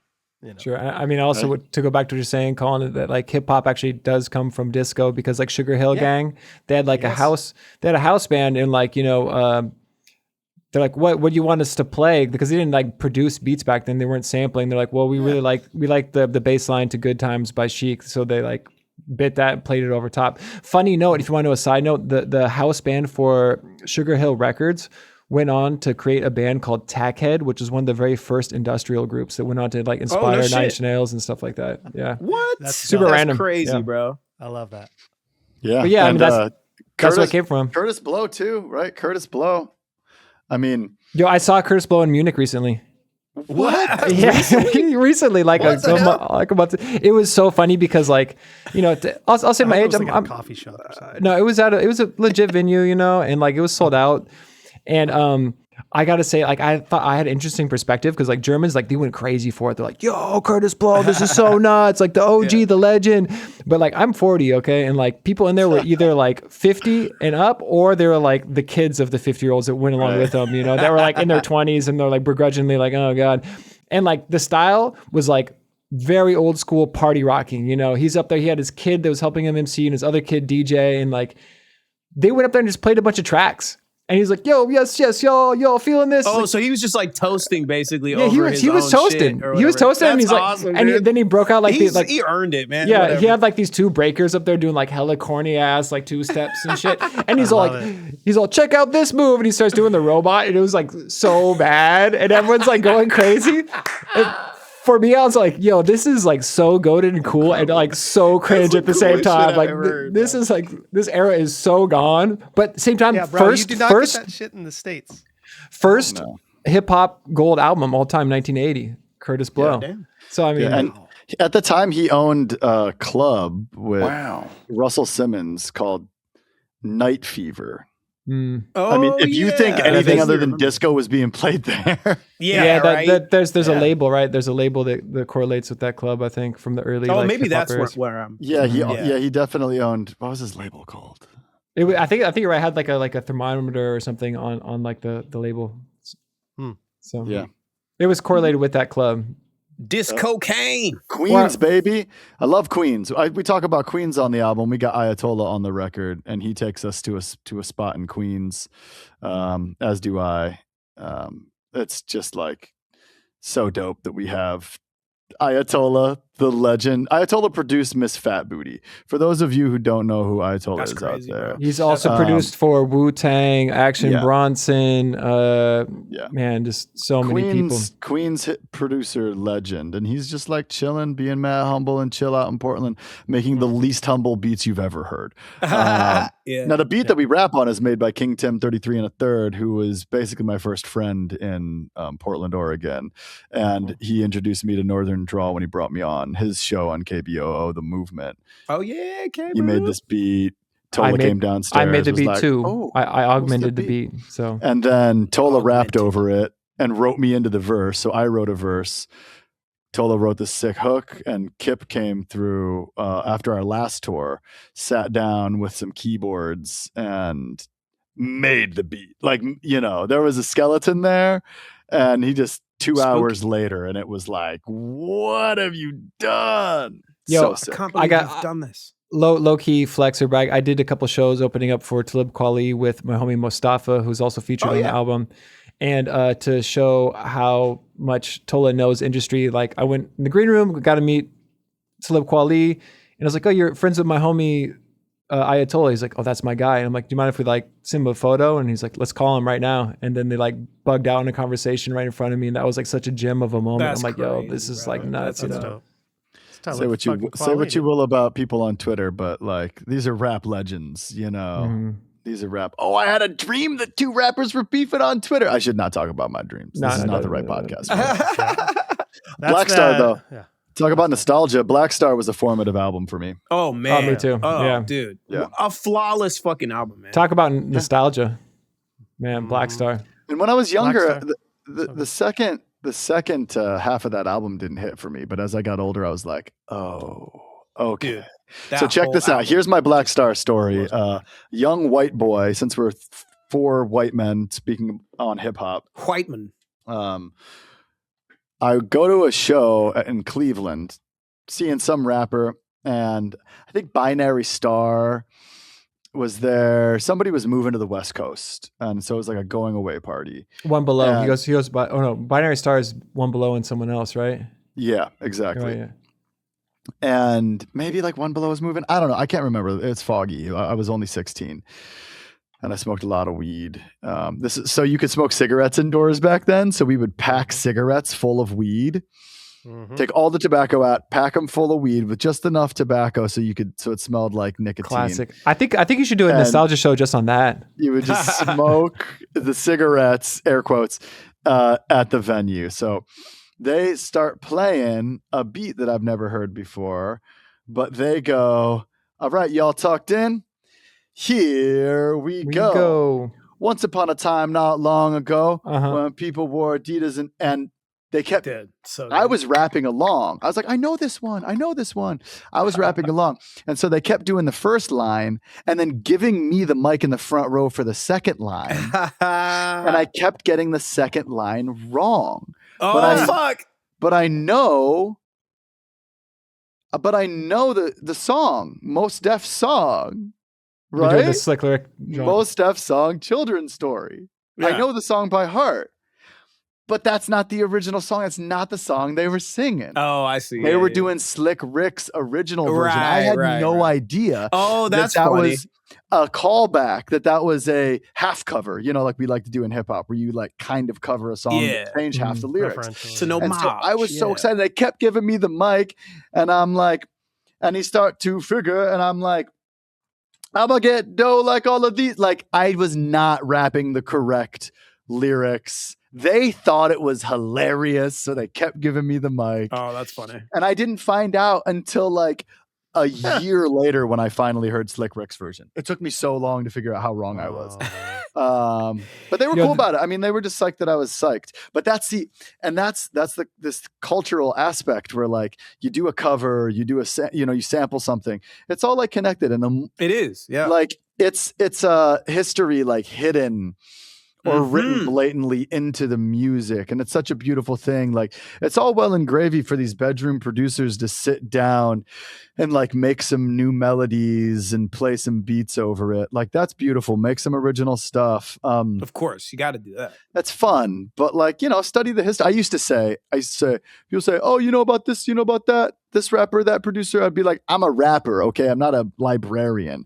And finally, Sketch 185 was like, you're a white rapper. You better get your ass to a library, motherfucker. And I was like, you're right. I mean, anybody studying, anybody who is in it for life and anything for life, know your shit, And it doesn't. It's fun. It's not like you have to like read a textbook on on the mechanics of an engine. You listen to music, read a book. So all that to say, very grateful for the lessons that hip hop has taught me about hip hop and life, and very grateful that Ayatollah blessed us with a track on Unbound Flight. I should next time I see him, I should talk to him about Rugged Man, some Rugged Man stories. That was my first concert I ever played. Was he produced some Mario the Rugged Man for yeah. Rugged Man. He references he references that Rugged Man track. Also produced for Pharoah Monch too. Oh yeah, dude, one of them. I made a playlist on Spotify called Ayatollah's hip hop tracks. Or I'm gonna look that up. Check it out. The list, I told the list you got Guru from Gangstar. Oh, shit. You got Masta Ace. You got Afu Ra, Royce to 5'9", Styles P, Talib, Inspector Deck, R.A., Wordsworth, Vast Air. I mean, like, the man has produced for a lot of people. Yeah. Like, a bit So of the people. Golden Era. So Ghostface. the Rugged Man track I want to is say called Windows of the World, right? He says Windows of the World are covered with rain. Tell me, how can I ease the pain? Ease the pain. He Some references Willie Hutch or something. Yeah. Chains is the name of the song, I think. I was gonna say that Ghostface does that same thing you're talking about with like the Slick Rick kind of cover mid verse on Supreme Clientele, and like I show it from like an old track called like Holy War. I forget who does the track, but like when I found that too, and I started showing it to people, like he just straight like lifted 8 bars and like put it in the middle of his song. I'm like, yo, that's so G, like such a cool reference and like throwback and like homage to people. It's beautiful. It's beautiful. Yep. More of that. Hip hop is full of homages. Homages can, become a slippery slope, right? Obviously, where, especially with production, right? Because, a lot of times you want to throw out the reference, but sometimes it's simple to just do a loop. Sometimes a loop is enough. Yes. Clyde, Stubblefield. You guys know who Clyde Stubblefield is? Mm-hmm. Mm-hmm. He did the funky drummer break. That man, drummer. Is he even alive? I think he passed away. Not, I think he passed away recently. I think he died broke. I think he died poor. That's how much? Some of the greatest artists, man. You know how much money's been made off of his drum breaks, For and just real, even that one, even if it was just Give the one the drummer that he had. some. And it all goes to show you how our society is built to keep us poor and keep us broke and rip us off. And hostile engineering, baby. To shout out my previous record. We live in a society designed not to help us flourish, but to help us suffer. And even if we want, I would love, like, if I made any music off of a beat that sampled somebody else, I would love for them to have some, but I don't even know how to go about that as an 18-year-old, which is when the record labels get their hooks in you. Yeah. Of course, or before you've just been burned out, like all of us. Can you believe that we are as old as we are and we're still making music? Most people do not make it this far. It's disgusting. Yo, I gotta say one thing on that topic though. On that topic though, like with sample-based music and everything like that, and like, it's a big no-no. I've had some stuff flagged and taken down online, but you know what? AI apparently can scrape all of our music and recreate something off of our own creativity, and that's okay. You're like, okay, so I can't sample. You can sample me. But the thing is is they had billions of dollars to come up with that technology, right? You're just a guy in your bedroom, so fuck you. You know what I mean? Right. These guys had billions of dollars. They can do whatever they want. One of my favorite pastimes on social media is to get onto Blue Sky, or is it Threads, and just look at what Throb has replied to in the last week. Yo, I'll just be hating on AI all day long. He just hates on AI all day long. I have different social media platforms that I do different things on. Threads, I just hate on AI. That's all I do. I barely even promote anything on Threads. I just hate on AI. That's the handle. I'm like, the wow, AI you're hater. a fucking idiot, bro. Like, that's it. It's very good. Check it out if you haven't. It makes me want to download Threads, but what you've just posted made me stupider, you fucking idiot. Yes. That kind of shit. He likes to say, imagine being so stupid that you'd post this and stuff. It's so funny. It's so funny. That's my Threads output. Classic Throb.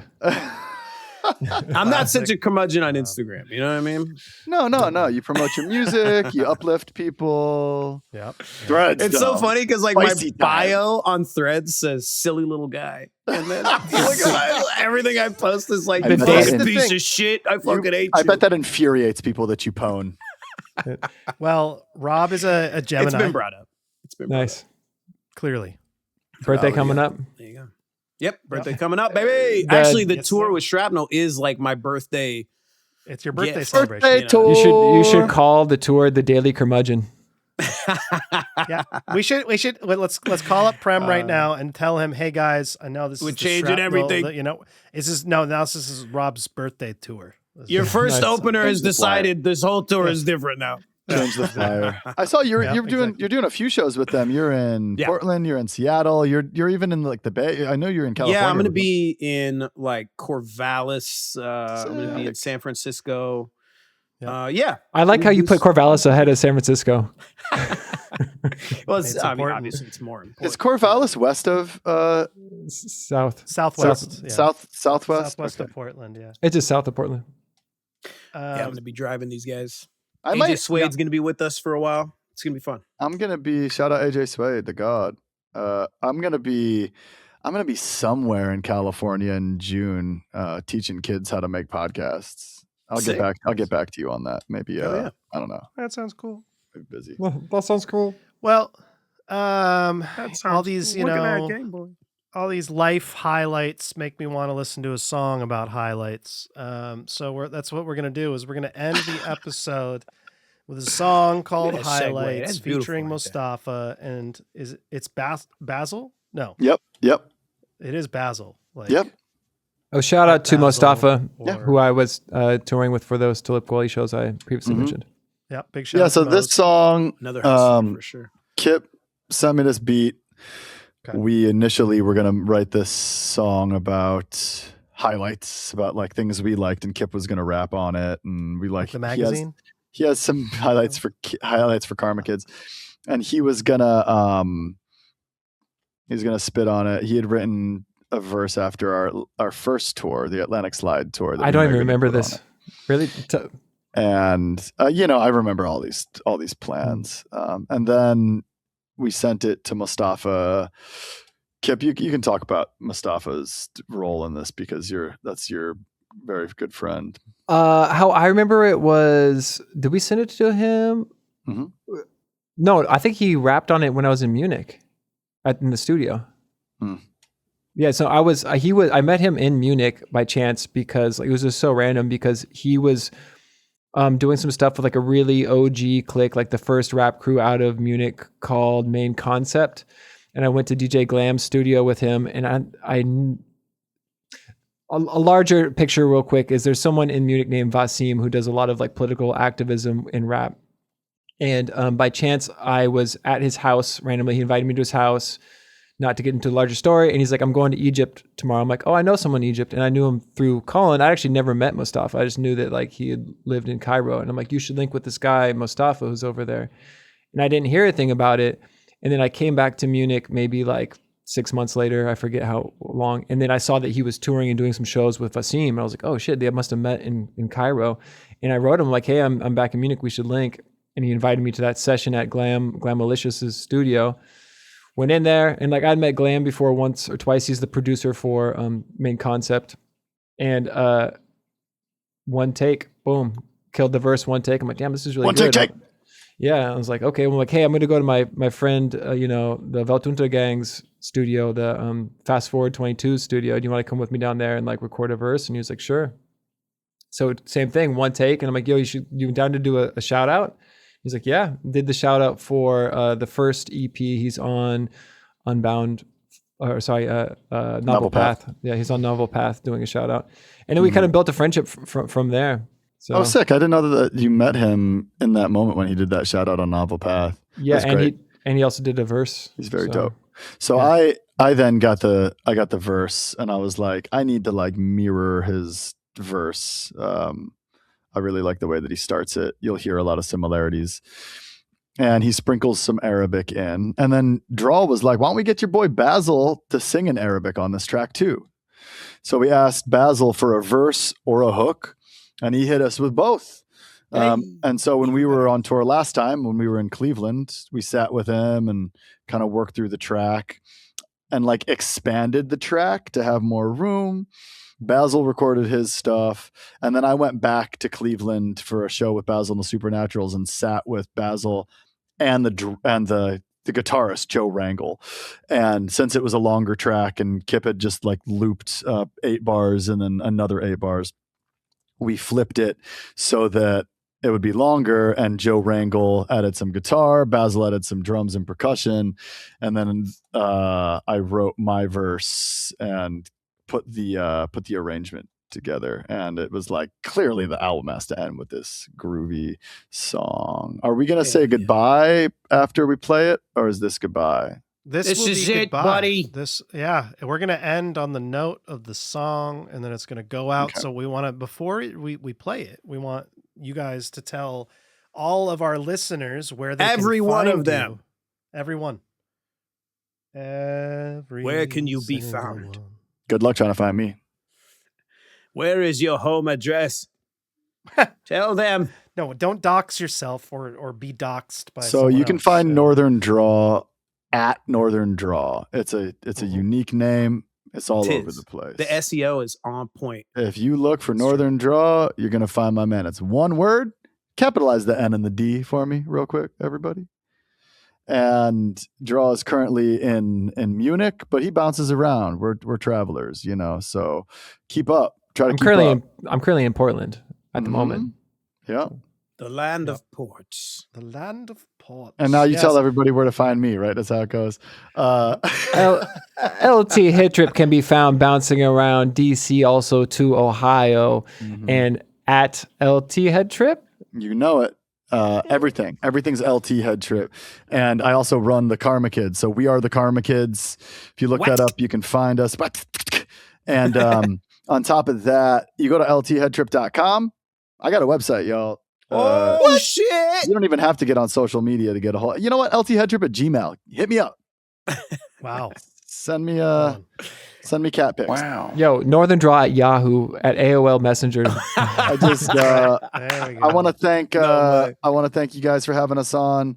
Colin, aka Hash Adams. I'm really excited that you're back in the hip hop space and that you're making music again. Hell yeah. I really enjoyed the music that you've put out and the music that you haven't put out that you've allowed me to hear.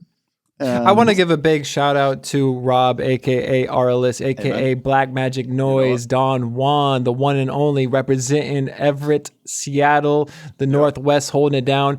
A tremendous musician. One of the best musicians. Spectacular musician. Best I've ever heard. A huge talent. And RLS, you can get RLS's music at rls.com. Check it out. The Nemesis Instrumentals. Or at what? Also a great illustrator. Are out. So, yes. True. Oh, thank you. Strange Loop Animation. A great illustrator. Stamps. They look like stamps. Yeah, it's true. Beautiful. Yeah. All right, y'all. Yeah. Thank you. Thanks for having us on. Thank you. Thank you guys. I got to go pack a bag in under 30 minutes and drive to Pittsburgh so I can pick up Kip from the airport. Yeah, you guys are going on tour. Now. We're going on tour right now. Right now. Like right now. I'm about to fly out. Kip, you got to go get my shirts from... Yeah, I'm doing that. I'm messaging him right now. All right. Yeah, pick up your t-shirt. All right, I'm not kidding. Highlight's gonna take them out. All right. It's a One love, scam. gentlemen. Safe travels. Appreciate y'all. Highlights.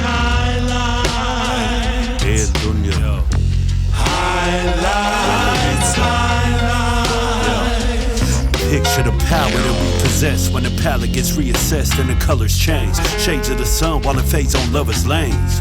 Hasida ya elbi, but I'm not numb in pain. Scars will share the secrets of my summer shame. Living like it's much to gain, nothing to lose. I sing the blues, but I'm smiling. Change the scene with the mood, and I change the climate.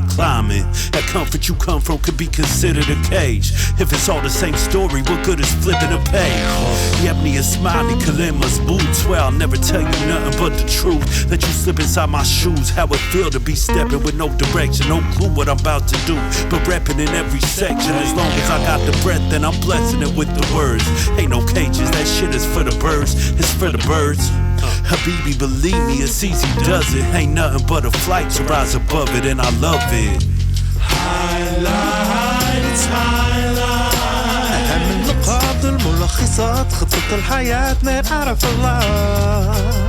Highlights. من نقاط الملخصات خطة الحياة نعرف الله. Wake up, feeling kind of hungry. My tongue is tied, my eyes are dry. I checked my feet too early. قلبي محروق وقت ما نشوف هالشي. When I walk by the water, making time for my daughter. في مراية تعكس هدفي. Gotta brush myself up, write it all down. Stay in my lane, fill up my cup, checking on time, stretching things out, wondering how my spine might take on more. طولت بالي حتى أكون في التواجد وروحي بتكون في الآن. Highlights.